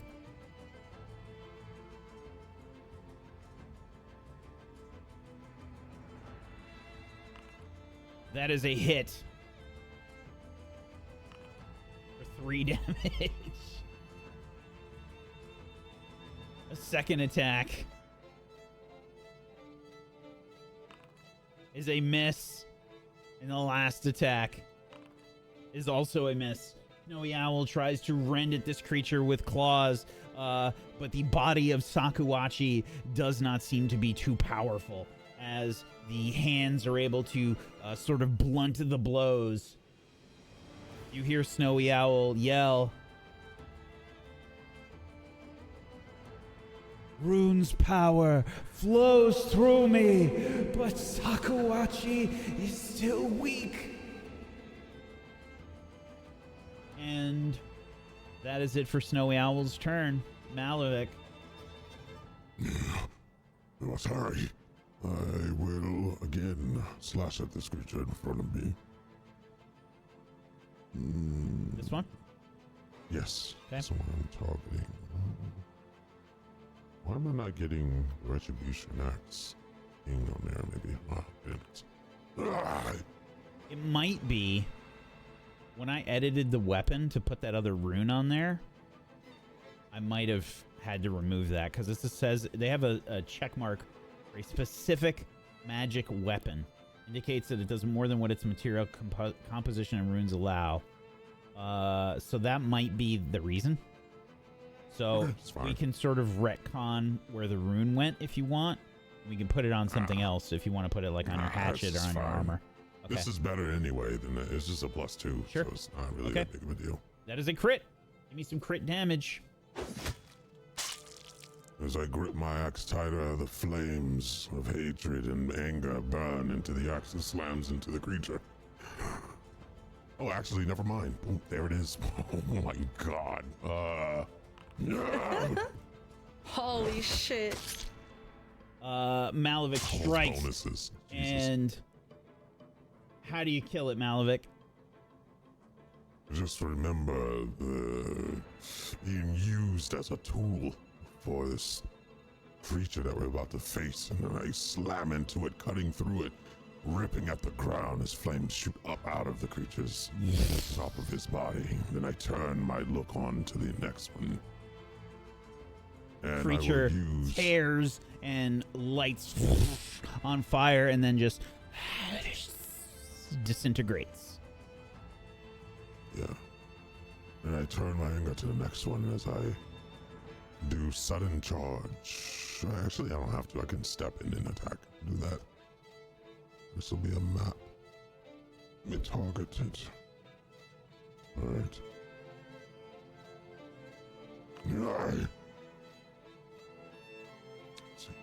Okay, that is a hit. Give me some damage. Oh my god, this is a regular hit. Yep. Another mighty blow, Malavik. You strike this creature. Embed my axe in it as I burn flame and thunder at the same time. Finish it! And I am done. Okay. The Dreamscaper still in the room with you. We'll now have 4 people to try and strike. This creature is frightened and off guard. It should be frightened 1 now, though. Thank you. And it will attack Snowy Owl.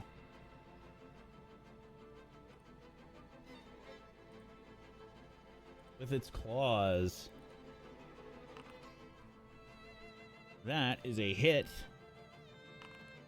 for 17 void damage. Snowy Owl is struck hard by this creature. The claws rending her flesh. And it will then strike at Arcelia with its second attack. 26 to hit. I will raise my amulet. Hold on. Wait, no. I will instead activate my emissary's protection. Make my armor class 27. As the strike comes towards me, I brace myself and you see these red scales erupt along my face and my arms. The blow glances off. Very nice. You see these scales harden, and the creature connects, and it still will leave marks upon your flesh, but the scales protect you from any serious damage. Very nice. Okay, you are already fatigued. That fatigue, I think will just last anyway, so we don't have to re-roll that. Okay, third attack. Also against you, Arcelia. Okay. 21 to hit is a miss. As the creature strikes out at you, you're able to parry its attacks with Yara's heart. And that is it for its turn. Yara, it's your turn. Me? All right. Let us see. So there's 2 remaining that we can see. 1. Oh, there's only 1. Well, then fuck it. The others are in the room that Arcelia closed the door for. Excellent. I love that. I'm going to go ahead then, and I will go ahead and conjure forth a bright, blinding light in my hands as I cast at 4th level Holy Light. So let me go ahead and just make sure I'm targeting that one. Attack. That is a hit with a 21. Okay. Let me roll some damage here. 7d6. Jesus Christ. That's an 18, and let me double check. It's not unholy, I would assume, so it won't get any spirit damage. So there's 18 points of fire damage. Okie dokie. And with my final action, how is Snowy Owl looking? Yeah, Snowy Owl has taken a few shots. Not looking great. I will go ahead and I will use my battle medicine to treat wounds at an expert level on my dear, darling Snowy Owl next to me. Yeah, the holy light cascades through this creature. You leave like a hole through the creature where it hits, and erupting from the wound, fire sort of shoots upward. You can see the creature is very singed, but it's still up. And you begin to treat Snowy Owl's wounds. Well, that's all I could do, and I start beginning to treat their wounds, and that is 31 points of healing, and that is my turn. Okay, Karun. I uncap another bottled lightning and I take aim at the creature. It is within 20 feet still, yes? Yes. Yep. Good. Right. I uncork the thing and lob it towards the creature. Another hit.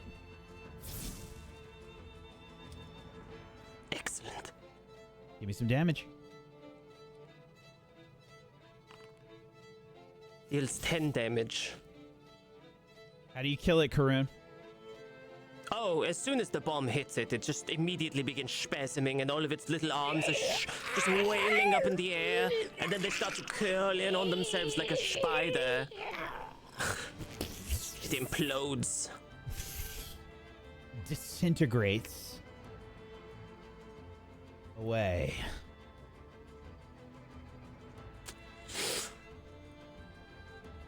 Gross. Still have 2 more actions. Creature? Yeah, there's still battle music happening, so... The door was closed on some other creatures, you think? I don't want to go in there. Alright, well, I'm going to... Do I have anything else in my pockets I can take? Maybe, going to take a healing potion. This healing potion. And apply the healing. Okay. Yep. And then I will take cover, and that is my turn. Yes, you drink your frothy healing potion. As oh, actually, it's just a regular healing potion, huh? This is one of the ones that you had from the stash, I think. Yep. Yep. Okay. Everyone just chugs it.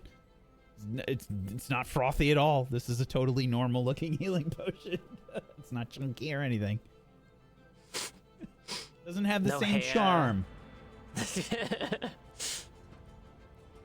Okay. Arashtak.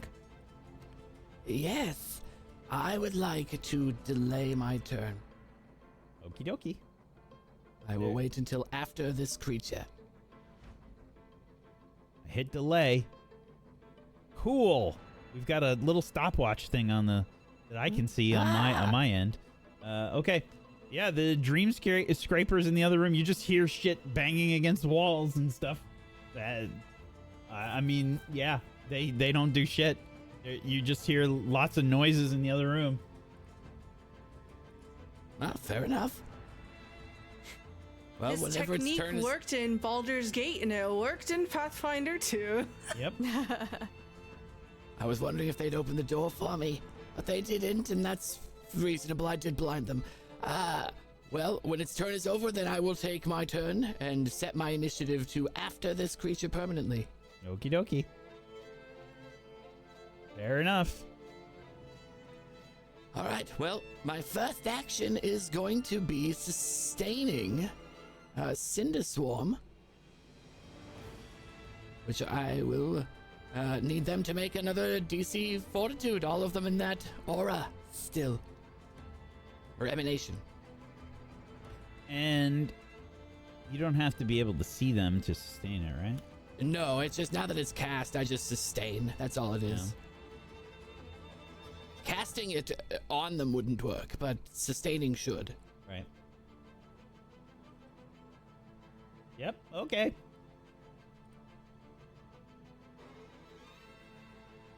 How long does the blind last?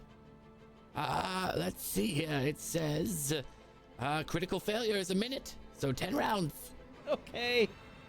Because they all critically failed.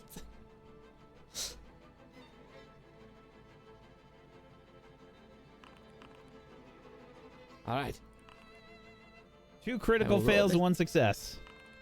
All right, well, 2 of them take double damage, 1 takes half. Okay. I rolled twice as good as last time.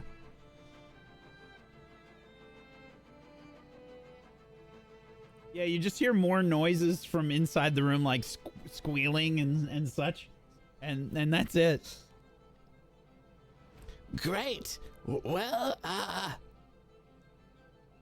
think what I will do, I see. Yes, Celia's the closest, or to the door. So I will cast her favorite spell, Rousing Splash, Okay. to give you temporary HP. Alrighty. I'm waiting, Whack. Yeah, I'm trying to find if I still have it there. I don't.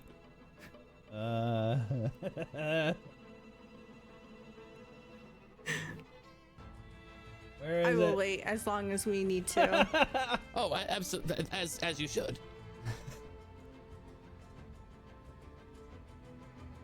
Where did Have it a go, folder dude? labeled like noises for Stella. I have very specific requirements. Yeah. Oh, is this it? I think this might be it. Let's see. Yep. It wasn't I'm what I ready. expected it to be named. I thought it would be. Okay. There you go. 11 temporary HP. Excellent. And that will be my turn. Okie dokie. The Dream Scrapers are trying to figure out what the fuck is going on. And yeah, there's just more noises inside the room, like squealing and squelching and like... You can obviously hear the sound of like ranged barbs being thrown against the door. You can hear the door sort of rattling in its frame. But that's about it. Arcelia, it's your turn. I will look to Snowy Owl and say, can we just wake ourselves? Do we have to try to defeat them? I believe defeating these creatures is the only way to escape this place. All right. Okay. I will then... Do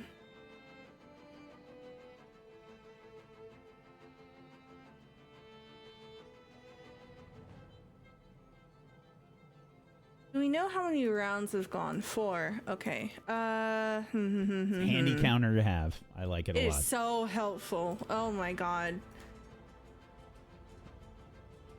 Well, just in case, I will step...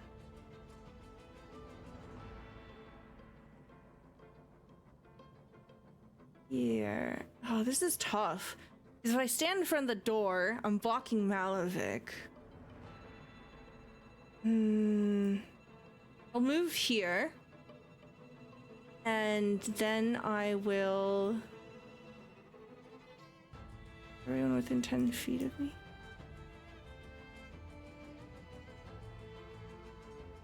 What if I move here? Okay, I will move here instead for my first action. And then... Oh, fuck. Okay, never mind. I'm just gonna wait here. Okay. Now in my turn. Fair enough. Let's see. Snowy Owl will cast Soothe on you, Yara. At level 1.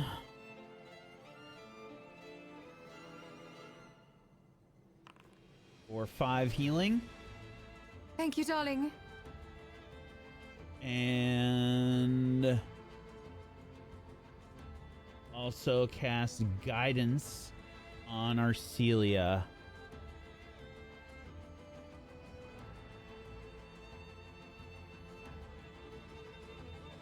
Okay. Arcelia, you can drag the Guidance and Guidance immunity onto yourself.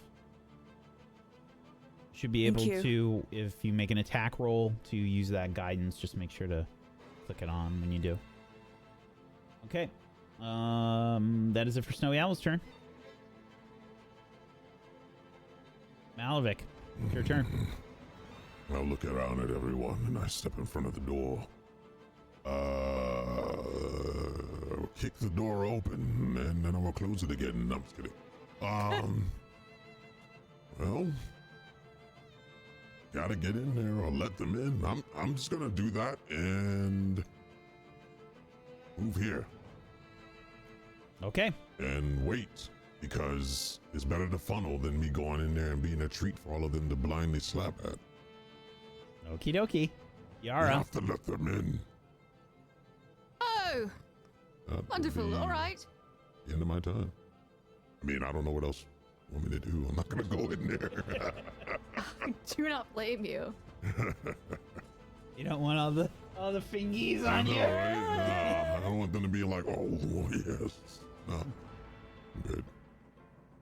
All right. So if that is your turn, I will go ahead then and let's see, what level do I want to do this? Karoon, how badly are you hurt? Because you got hit pretty hard, did you not? I will go ahead and how many feet? 1, 2, 3, 4. Okay, you're within 30 feet. I'm just going to chuck a level.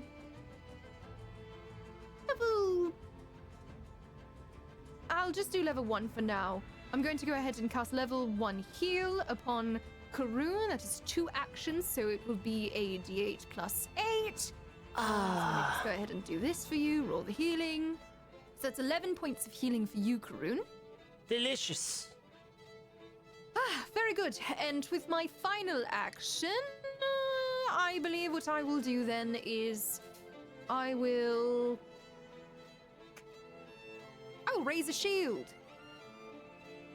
Okie dokie. That's what I'm going to do. Very Karoon. good. Has no one bothered to open the door? Malavik did. I opened the door. Oh, it is open. Mm. You just Ooh, can't I see shit see. from your hiding place. Is the rock by Rashtok, is it too tall for me to see over?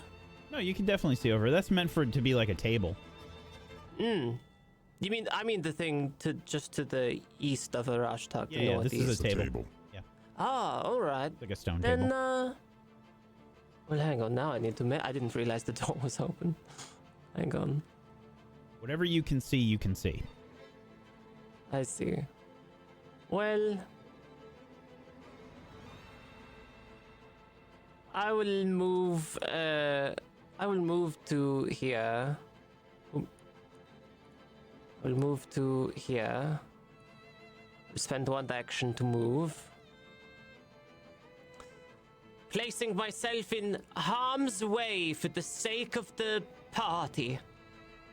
And like a true hero, I will throw yet another bottled lightning. That is another hit. Give me some damage. Yeah. 16. Okay. And 4 splash. And it is also off guard. Very nice. Right, now I will retreat. I will use my next movement action to go back behind the table. Over here. And that is my turn. Okie dokie. Very nice. You're welcome. You hear the creatures recoiling in pain. All right, Dream Scraper. This one back here is going to take aim at this new sound. We'll try and shoot a barb at you, Karoon. No. Stop it. Probably not going to hit you, but we'll see. It does not. It would have hit Oh, it you. doesn't? No. It is currently blinded. So the barb sort of ricochets off of the stone table nearby, knocking some of the things off. Kryn is visibly shaken. Ha ha ha ha! And then it will fire again. The second one. This one is also a miss, this time a critical miss. It just clangs into the front of the table. And the last attack, also a critical miss, would have been able to hit you, but does not. Blinded doing major work, Arashtak. I actually accidentally still had the cover on. Does it hit even then? It doesn't matter, no. Okay, good. Just making sure. I don't think it would have been a crit. No, it still would have been a critical miss. Okay. Yep. Okay. And the hit from earlier would have been a miss. That's the main one. But Rashtak. Blind. Yes. All right. Well, I am going to not sustain my spell. However, wonderful little Amanita is able to keep it going for one extra round in spite of not being sustained due to my patron's ability. Or no, wait, that's formality. Wait 1 second. I need to double check. I may be wrong. Because if that's the case, I will actually sustain it. And my apologies there.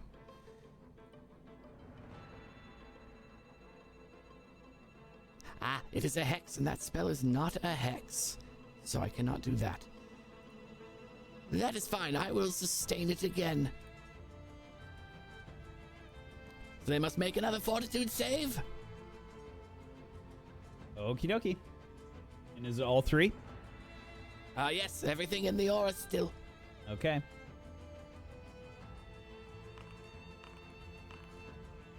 All right. One critical failure, one failure, and one critical success. Okay, well, that's a terrible roll. Well, the crit takes double, half, and none. Or double, full, and none? Yes. Because failure is full damage. Oh, oops. I'll just do half Apologies, twice. I said half. That was me. Okay, and no damage on that one. Yes. Okay. All right. And for my final 2 actions, I will cast Ray of Frost on the one that is closest.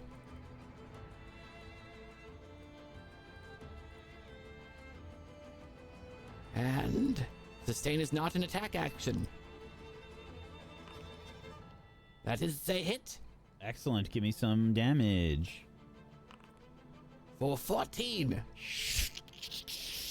Ha! Very nice. However, as the creature is hit by the attack, you see no damage. The cold does nothing! The cold does nothing! That is my turn. Okay. The Dream Scraper. This one is going to move. Actually, no, it's not going to move because it doesn't know where it can go. I think it's just going to attack from range. And it will... Yeah, it's going to just try and hit whatever it can listen to. So this will probably be only Yara and Snowy Owl? Yeah. Yeah, it doesn't know where the doorway is, really. It's just trying to listen to anything right now. Not from the noises and the magic casting? Yeah, it's hard. It's blinded. I'll make a roll for it, I guess. I'll see if I can try and figure it out. So this is a perception based on... Hearing. It's hearing, yeah. Ah, yes. So this is not going to be based on blinded.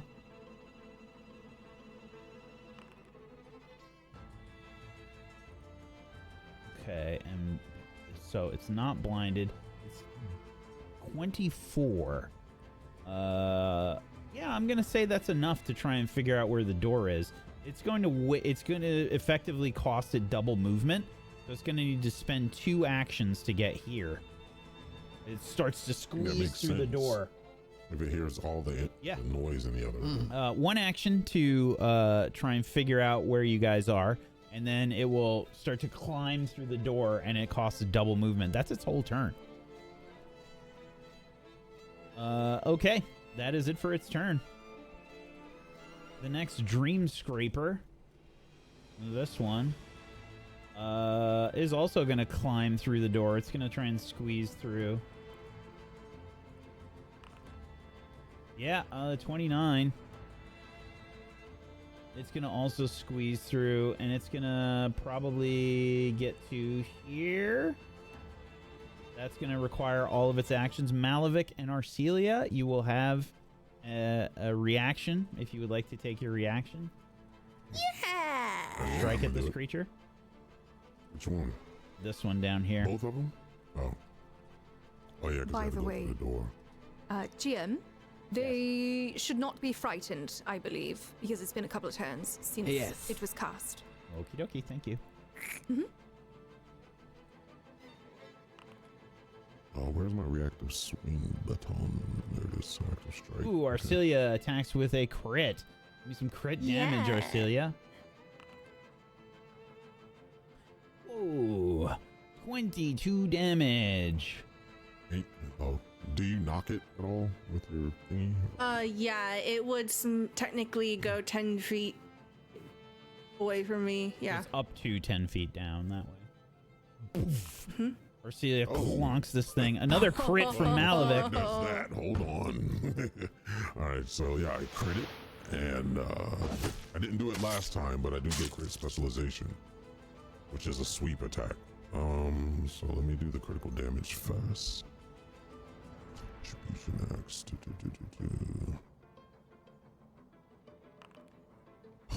Whoa, Okay. holy shit.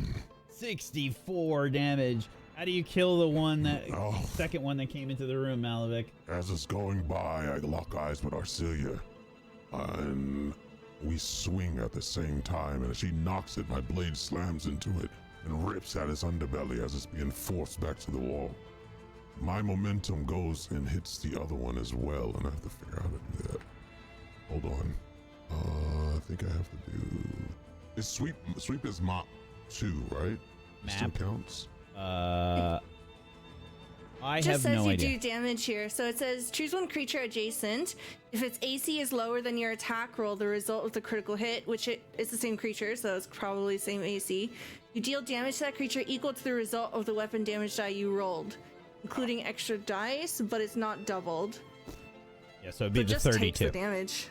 Yeah. And, You don't have to roll there you go. anything. Well, there was a sweep button, I don't know, but whatever. You can just That have works. it. Yeah, I'm just gonna do that. 32. What's up there? Absolutely. Oh, Okay. Yeah. The creature's done. Arcelia, it's your turn. I swing around with momentum. Boop. Bonk. Another crit! Whoa! Holy shit! the bond power. Yeah, I think what you're seeing here is just absolute synergy going on between Malavik and Arcelia. He swings high, I swing low, and we kind of move together here in synchronization. The time that we've been in battle seems to be paying off. As I swing again extremely hard at, if this thing had a chin, I would uppercut it. How do you kill it? That's exactly what I do. All of the teeth shatter as I apply upward momentum at this thing, and it goes flying up against the threshold of the door. It splatters against the threshold, and you hear like crunching as the arms probably break against the frame of the door as well, and part of the mud and stone that this hut is built out of, and it sort of disintegrates.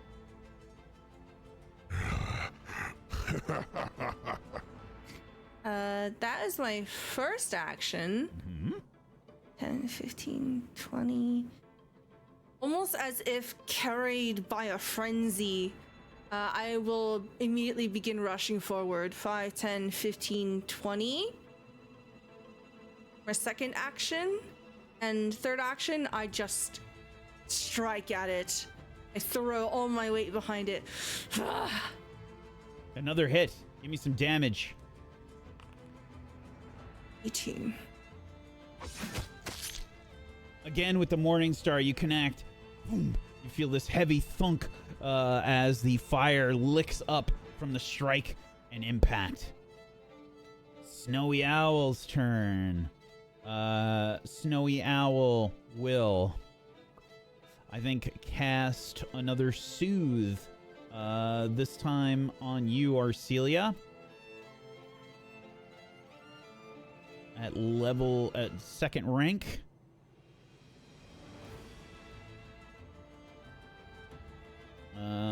She's gonna move here. They're gonna move there, and then target you for a second rank Soothe. Make sure to, if you don't already have it, add the Soothe condition to yourself, or the spell effect. You're healed for 12 healing. Okay. That is it for Snowy Owl's turn. Malavik. I have a really dumb question. I don't know why I don't know the answer to this. If I move like this and like that, that's 2 movement, right? No, that's just one. It's the same movement. It's within the amount of movement you have. Yeah, exactly. Okay. Just up to your speed. Charge is the only thing you have to do in like straight lines. Yeah. Okay. It's control, right? 1, 5. Oh yeah, I can go all the way. What is that? A fire pit in the middle? Yeah. Okay. Oh my lord. All right. Let's go here. I think it's 25 right there. Is this thing? Melee. It's big, right? Yeah. Okay. Hit it. It's large. All right. We'll do 2 attacks on this thing. Again, with ferocity and feeling the adrenaline rush from the bond with Arcelia, I am in complete enjoyment of the frenzy. We'll lash out. Oh, that's a miss. That is a miss. You strike, and the creature is able to throw up one of its small arms to push the attack off course. I'll use the momentum from it pushing the attack and throw my waist step with my opposite foot and swing down on it again. That's a hit. Give me some damage.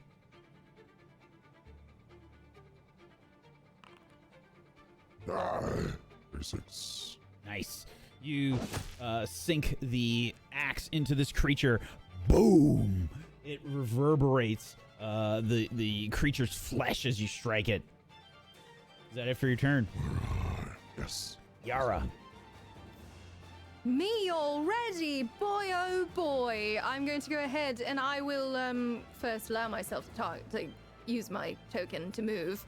And now, goodness me, I can see, hold on, let me see how far that is, because if it's but yes, I would move further than that. But I don't wish to block the doorway, so this is a conundrum. Do I see from there? No. Well, I guess I'm going in the doorway. Fuck it. So I believe that's 30 feet away from this creature.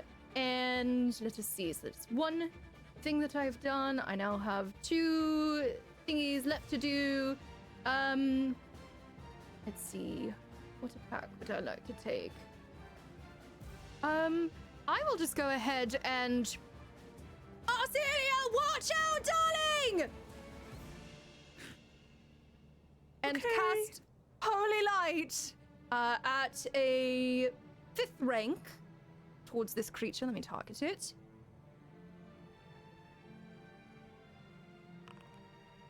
For a 25 to hit. I like to imagine that there's a wind-up sound, and recognizing it, I immediately just drop and duck. And I will go ahead and roll 9d6 for 25 points of fire damage, launching in a beam towards this creature.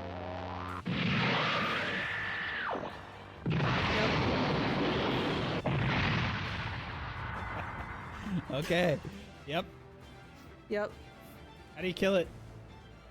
Oh, I murder it! Excellent! I'm going to go ahead and as I channel forth this energy in the palm of my hands, my hair is flowing. It's very anime, very cutesy, and I begin to emit this light that surrounds me, honestly, and launches this bright, blinding light towards the creature. Arcelia, it whizzes past you as you try to duck. You feel it above your head as it smashes into the creature, and it singes a large hole in the center mass of it as it collapses to the ground. And the creature disintegrates. As the creature disintegrates, you all see the place around you dissolve, and with the flash of Yara's attack, you all awaken back in the yurt simultaneously. I reach out and scoop some yurt. Is that what the yurt meat is? Oh, yes. Oh no, is it the weird dream worm? Upon waking, you all find yourselves with a new understanding of your deviant abilities. Your deviant abilities have awakened. They are at their full power now. And as you all look around, you realize that you are back in this expedition. Rested. Your fatigue is gone. As if the fight had not happened. But the memories and your awareness and everything that Seshu said to you, and Snowy Owl said to you, still fresh in your minds. But it is the next morning.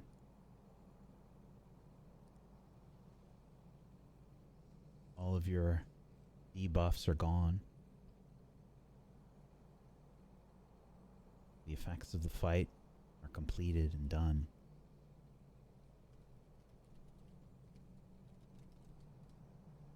And you are awake to this new day. You can hit the full rest button, yes.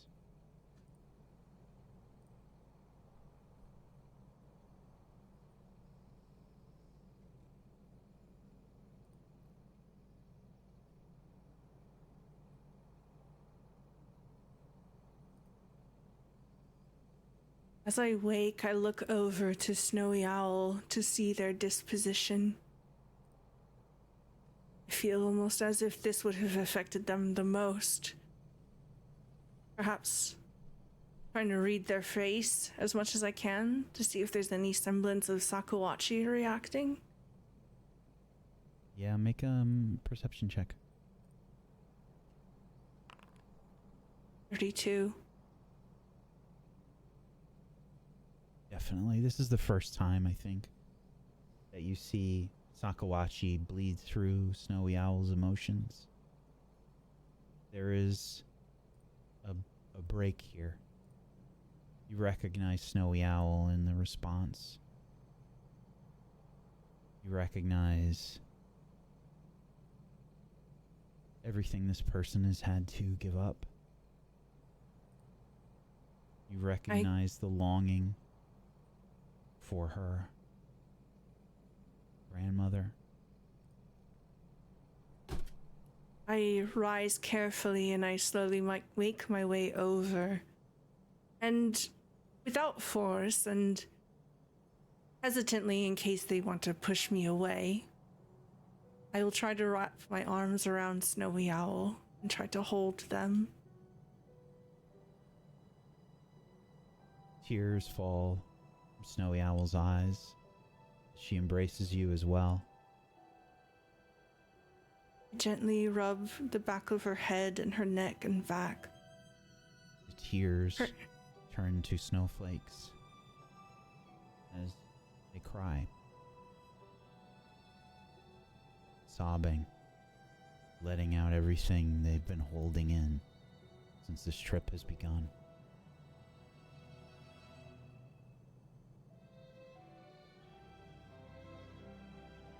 I don't say anything.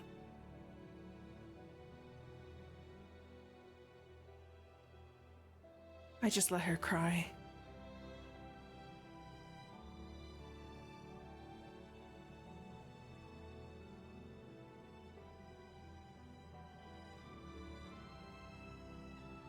Snowy Owl's companions check upon you all.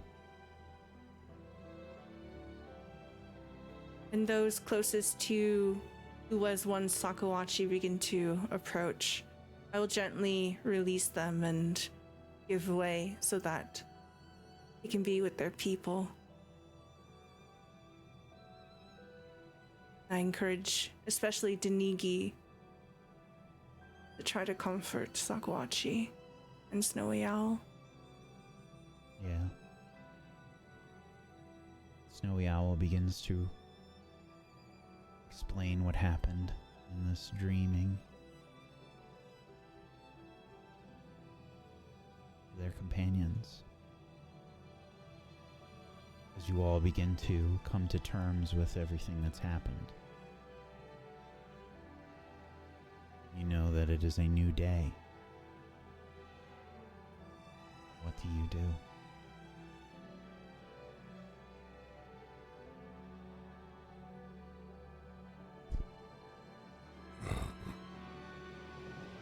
I'm just ready to get this trip over with.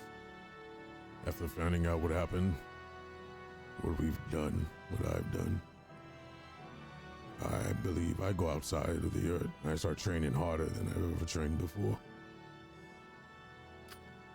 Working on my swings, working on my power distribution, trying to meditate and to be in sync more with Doc.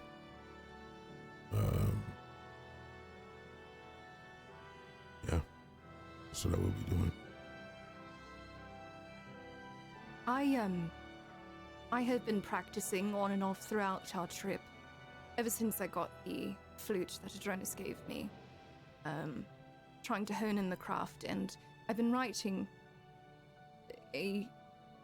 just a bit of a solemn song, and I think we've all kind of experienced quite a rough situation, reliving a lot of these memories, some good, some bad.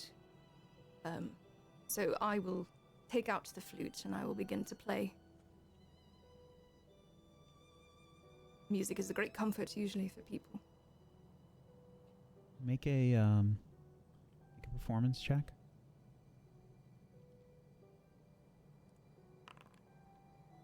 That is a 33. Is this melancholy? What kind of song is this? Well, it is multi-layered. It is melancholy, but the kind of melancholy that has an undertone of, despite all of the horrible things that we have done, the things that we have seen, the things that have been done to us, that little spark of hope.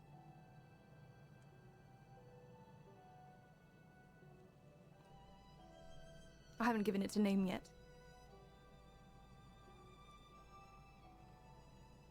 But I play it nonetheless. I go into my bag of holding and pull out a small mushroom. And I consume it, allowing the poison to affect me without any resistance. I forget all memories from the last hour. Wow. Okay. And breathe a sigh of relief, but not knowing why.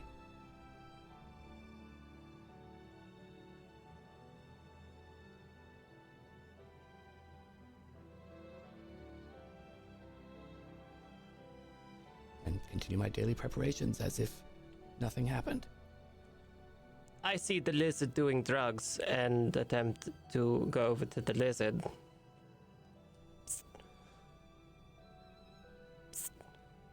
What? Yes? Do you want a chaser? For what?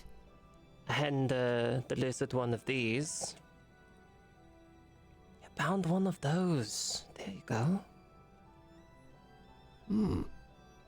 What is it? It keeps you warm. You know. I won't have to Think? use my spell today. That will be helpful, thank you.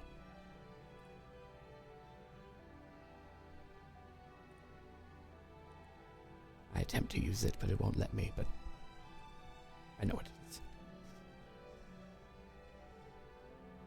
Might have to select your token first. Nope. That's fine.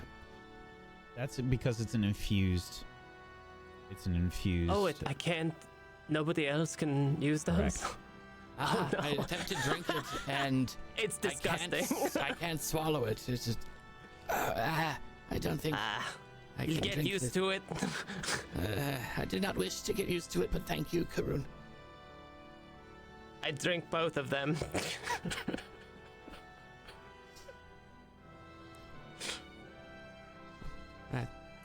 Thank you for attempting to share. Anytime. Anytime.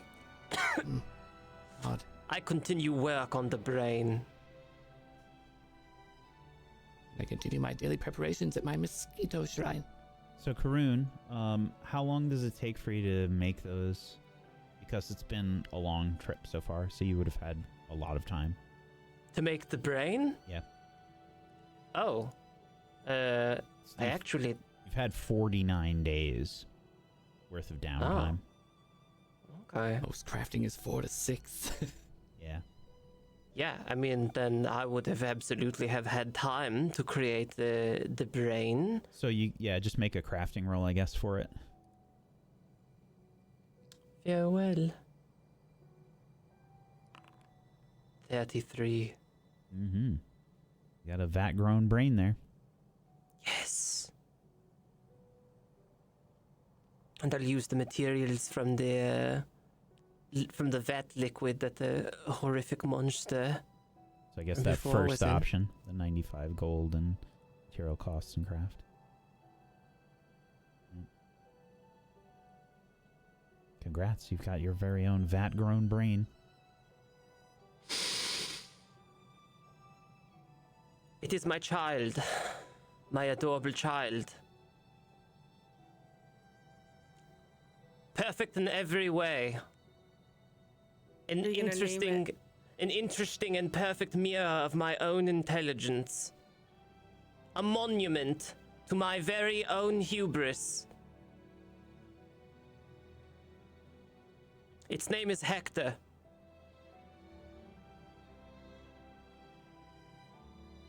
Cool. And he is a very good boy.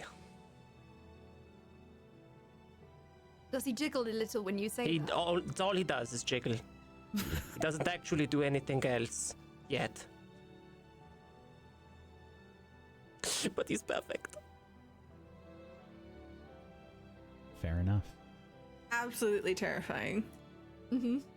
Just imagine if you somehow fused the gun that Karun has with a brain. The gun could I wish I think or could, yeah. something. Or talk. Anyway. I go about my daily ritual of writing down how much of everything we have.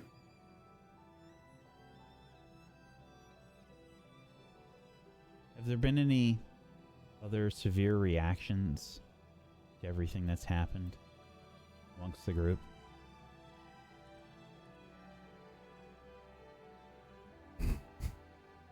I imagine today that I am quieter than usual.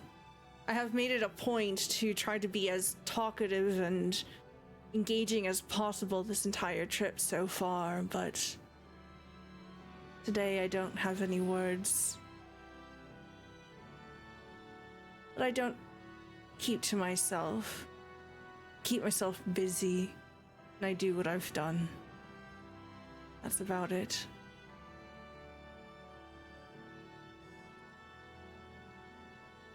Very well. I'm just, I'm more to myself, I guess, because I'm training. I think it's a little bit more ferocity in me than normal and more focused. But I am disregarding most people just to get that done. Putting myself through extreme, complications with breathing and trying to make myself go through the chest burns and the muscle stiffness and stuff like that. Very well. And we shall continue with our last leg of the expedition. Your exploration activities. A little bit different for the high ice here.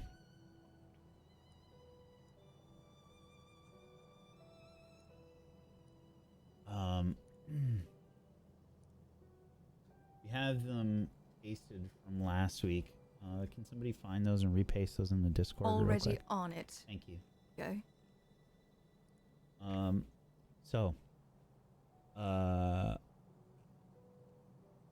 Your exploration activities are just a little bit different as you travel across the high ice.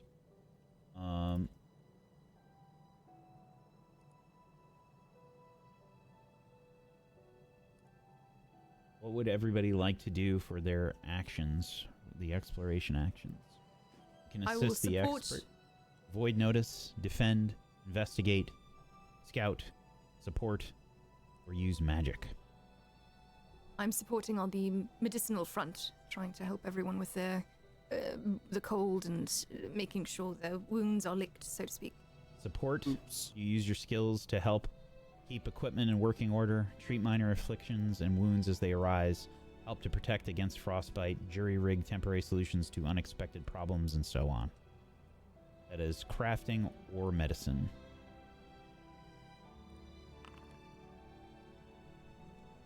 Yeah, 34 for medicine. absolutely. Okay.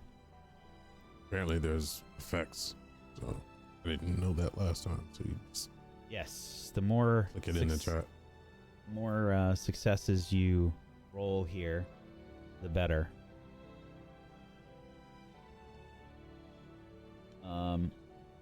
Who wants to go next? Who's doing the next one? I'll do it. I applied scouting to myself. Okay. There's a prompt for scouting. Another 27. success. Okay. And who is next? I am following the expert like before with Malevich. Okay. Another survival check there. Let's see if adding that effect will aid my roll. Yes.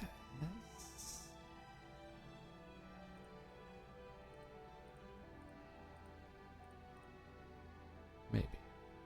I did see an effect pop up on your name. Yes. There it is. Okay. It says, thanks to your eyes, this is your level is proficiency bonus associated. So I should have another 7 to that then. I think, or whatever the proficiency bonus would be. I don't know why it didn't add that in. This, yeah. Following the expert aids you thanks to your allies' assistance. You can add your level as a proficiency bonus to the associated skill check, even if you're untrained. Additionally, you get. So this should be a skill check based. 31. Yes. Okay. Thank you. That is a that's just another success. Okay. I will defend. There seem to be a bit more looming today. And the subsequent days that follow since our shared dream. Okay. I'm extra careful with everyone. I don't want anyone to get hurt. Go ahead and make an athletics check there. The prompt is in the chat. Another 28 success. for a success. Okay. And Karoon. I will attempt to avoid notice.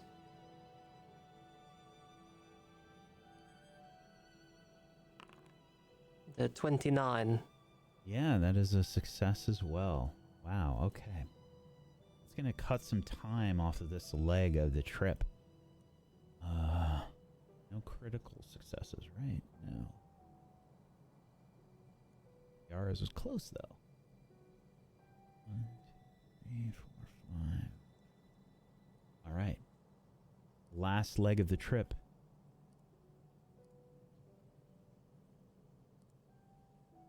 You, about 3/4 of the way, according to the map, get here. First, your food supplies. Everyone will go through. Each of you goes through 10 rations. This includes eating 10 rations worth of hunted or fished food. And the survival checks of Arashtak and Malavik. Also 10 on top of that. Okay. Does that Wait, on include top the of it, yurt meat? include. Sorry. So instead of it costing you That's a good 20 rations, it only costs Oh, you I 10 see. Got Okay, it. okay. each. Got it. I'll assume that's just you're gonna factor it in for ease. I do not eat anymore. I'm just telling you what it costs. So Perfect. whatever bullshit you have for rations Absolutely. is on you. Awesome. Thank you. I am out of rations then. There is I Well, we also plenty have in the the stash. yurt and a lot of other stuff too. Oh, yeah, okay. I have a brain. I don't want to eat that. No, I'm good. I thought it was your baby. The yurt provides rations for I forget how many people. You have to check the yurt. But the yurt does have rations. Just keep in mind as you are making this trip, eating one thing for 20 days, kind of horrific. You know, Malavik and Arashtak are doing some hunting and whatnot, in terms of finding camp and finding good places to ice fish, stuff like that. So you're keeping things a little varied. You also have Arashtak's food bag. I forget what the fuck it's called. Kidman's bag of Satchel of endless rations. Yeah. Mm. So the yurt provides some like really bland stew. Arashtak's endless rations are like flavorless, like protein. You know, it's Yeah. like just enough protein, just a little bit of carbs, just a little bit of fat to keep you going. So the Yeah, I'll try to hunting work is with probably Arash. like the highlight. Sorry. No, you're fine. I'll try to work with the Rostock to try to make the yurt meat, or the yurt stew, like malleable and putting, you know, game in it to chop it up so it lasts longer, and put the protein in it to try to soak in something. So, through the trip, at least. Different combinations. Yeah. However, when you are about 3/4 of the way to the destination, there is something to deal with, unfortunately. As you are continuing and scouting and leading the way here, Malavik, you see a vast chasm miles long, a field of jagged ice upon this cavern. You can divert around this obstacle without risk, but it will slow you down. If you wish to push on, you will have to set up your climbing gear or fly across it. What would you like to do? This is miles. This is like miles long. Yeah, I would look at the situation. Remember, Arsa, you're almost falling to a death. And then everyone else that we have with us, how long the journey has been, and I will turn back to the group and relay the information. There's a chasm.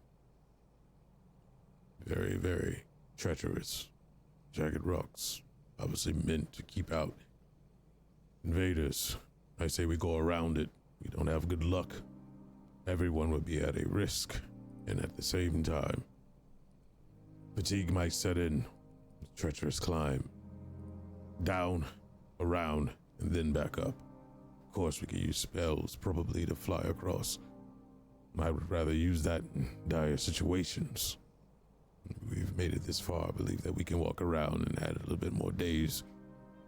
Also, I believe spending more time together, seeing as this could be our last, is probably a better idea than shortening it with a fall. But again, the choice is up to you all. I will go with whatever you choose. Your judgment. I don't know how many fly spells can you cast? Me once per day. Once, unless I prepare more that day. 4 per day. But that will totally tap out my 4th ring spells. Technically 3 because I always do Vital Beacon. But if we plan ahead. What about the ladder? Yeah, how tall is it? That is a good question compared to getting down to the high ice. The ladder is 10 to 20 feet tall, basically. And how tall does it? It depends on how you set it up. You know, like if you fully extend it, it's 20. If you do like a triangle. How high is the cliff? So it's more like jagged ice and that kind of stuff, as well as it's intermixing chasms. But it's like miles wide, you know? Oh. So if you were to expend all of your fly spells, you could probably do it, but it would expend all of your fly spells. May not be wise. There could be predators down there. Indeed.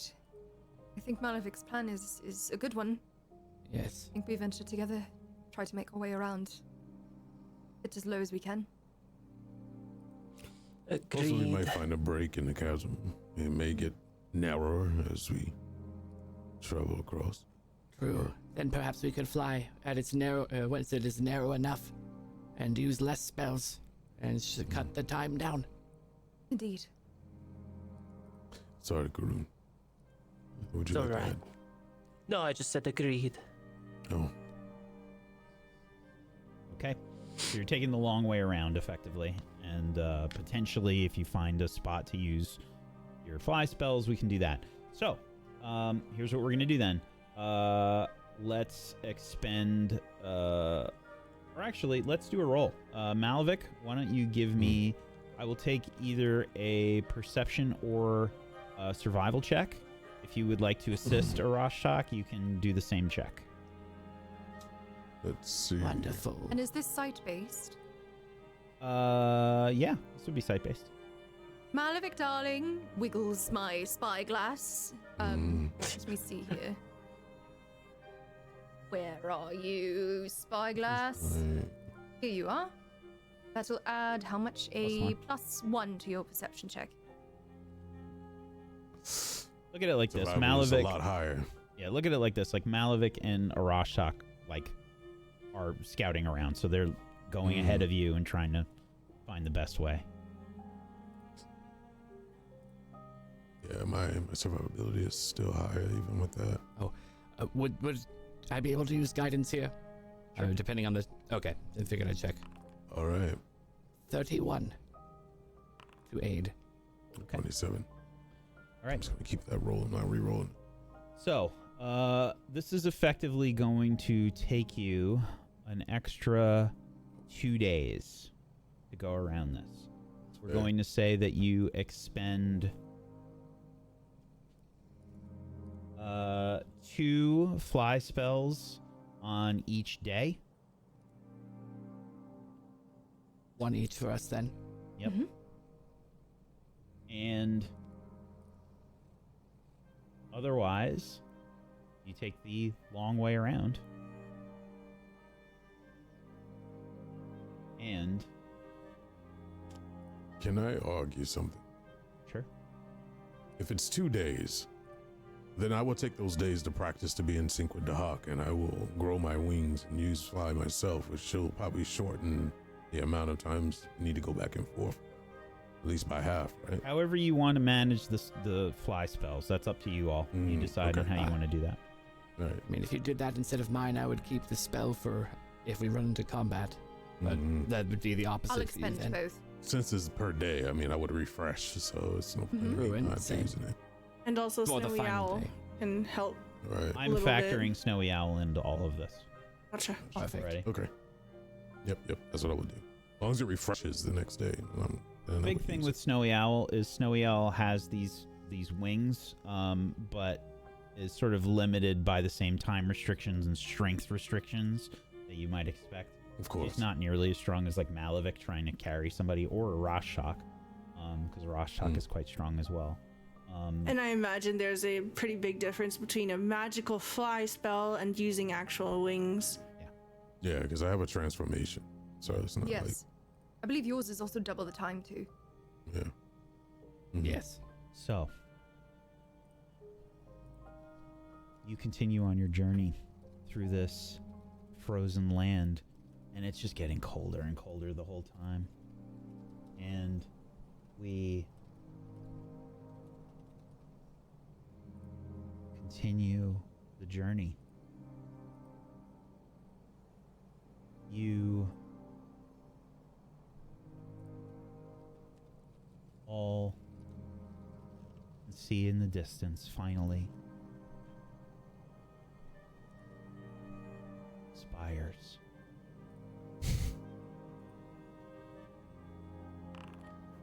You can spot the ruins in the distance, and a sense of deja vu washes over you as you see all of yourselves in your head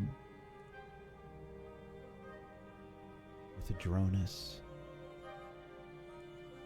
transporting Inamurin on a sled to these nameless spires.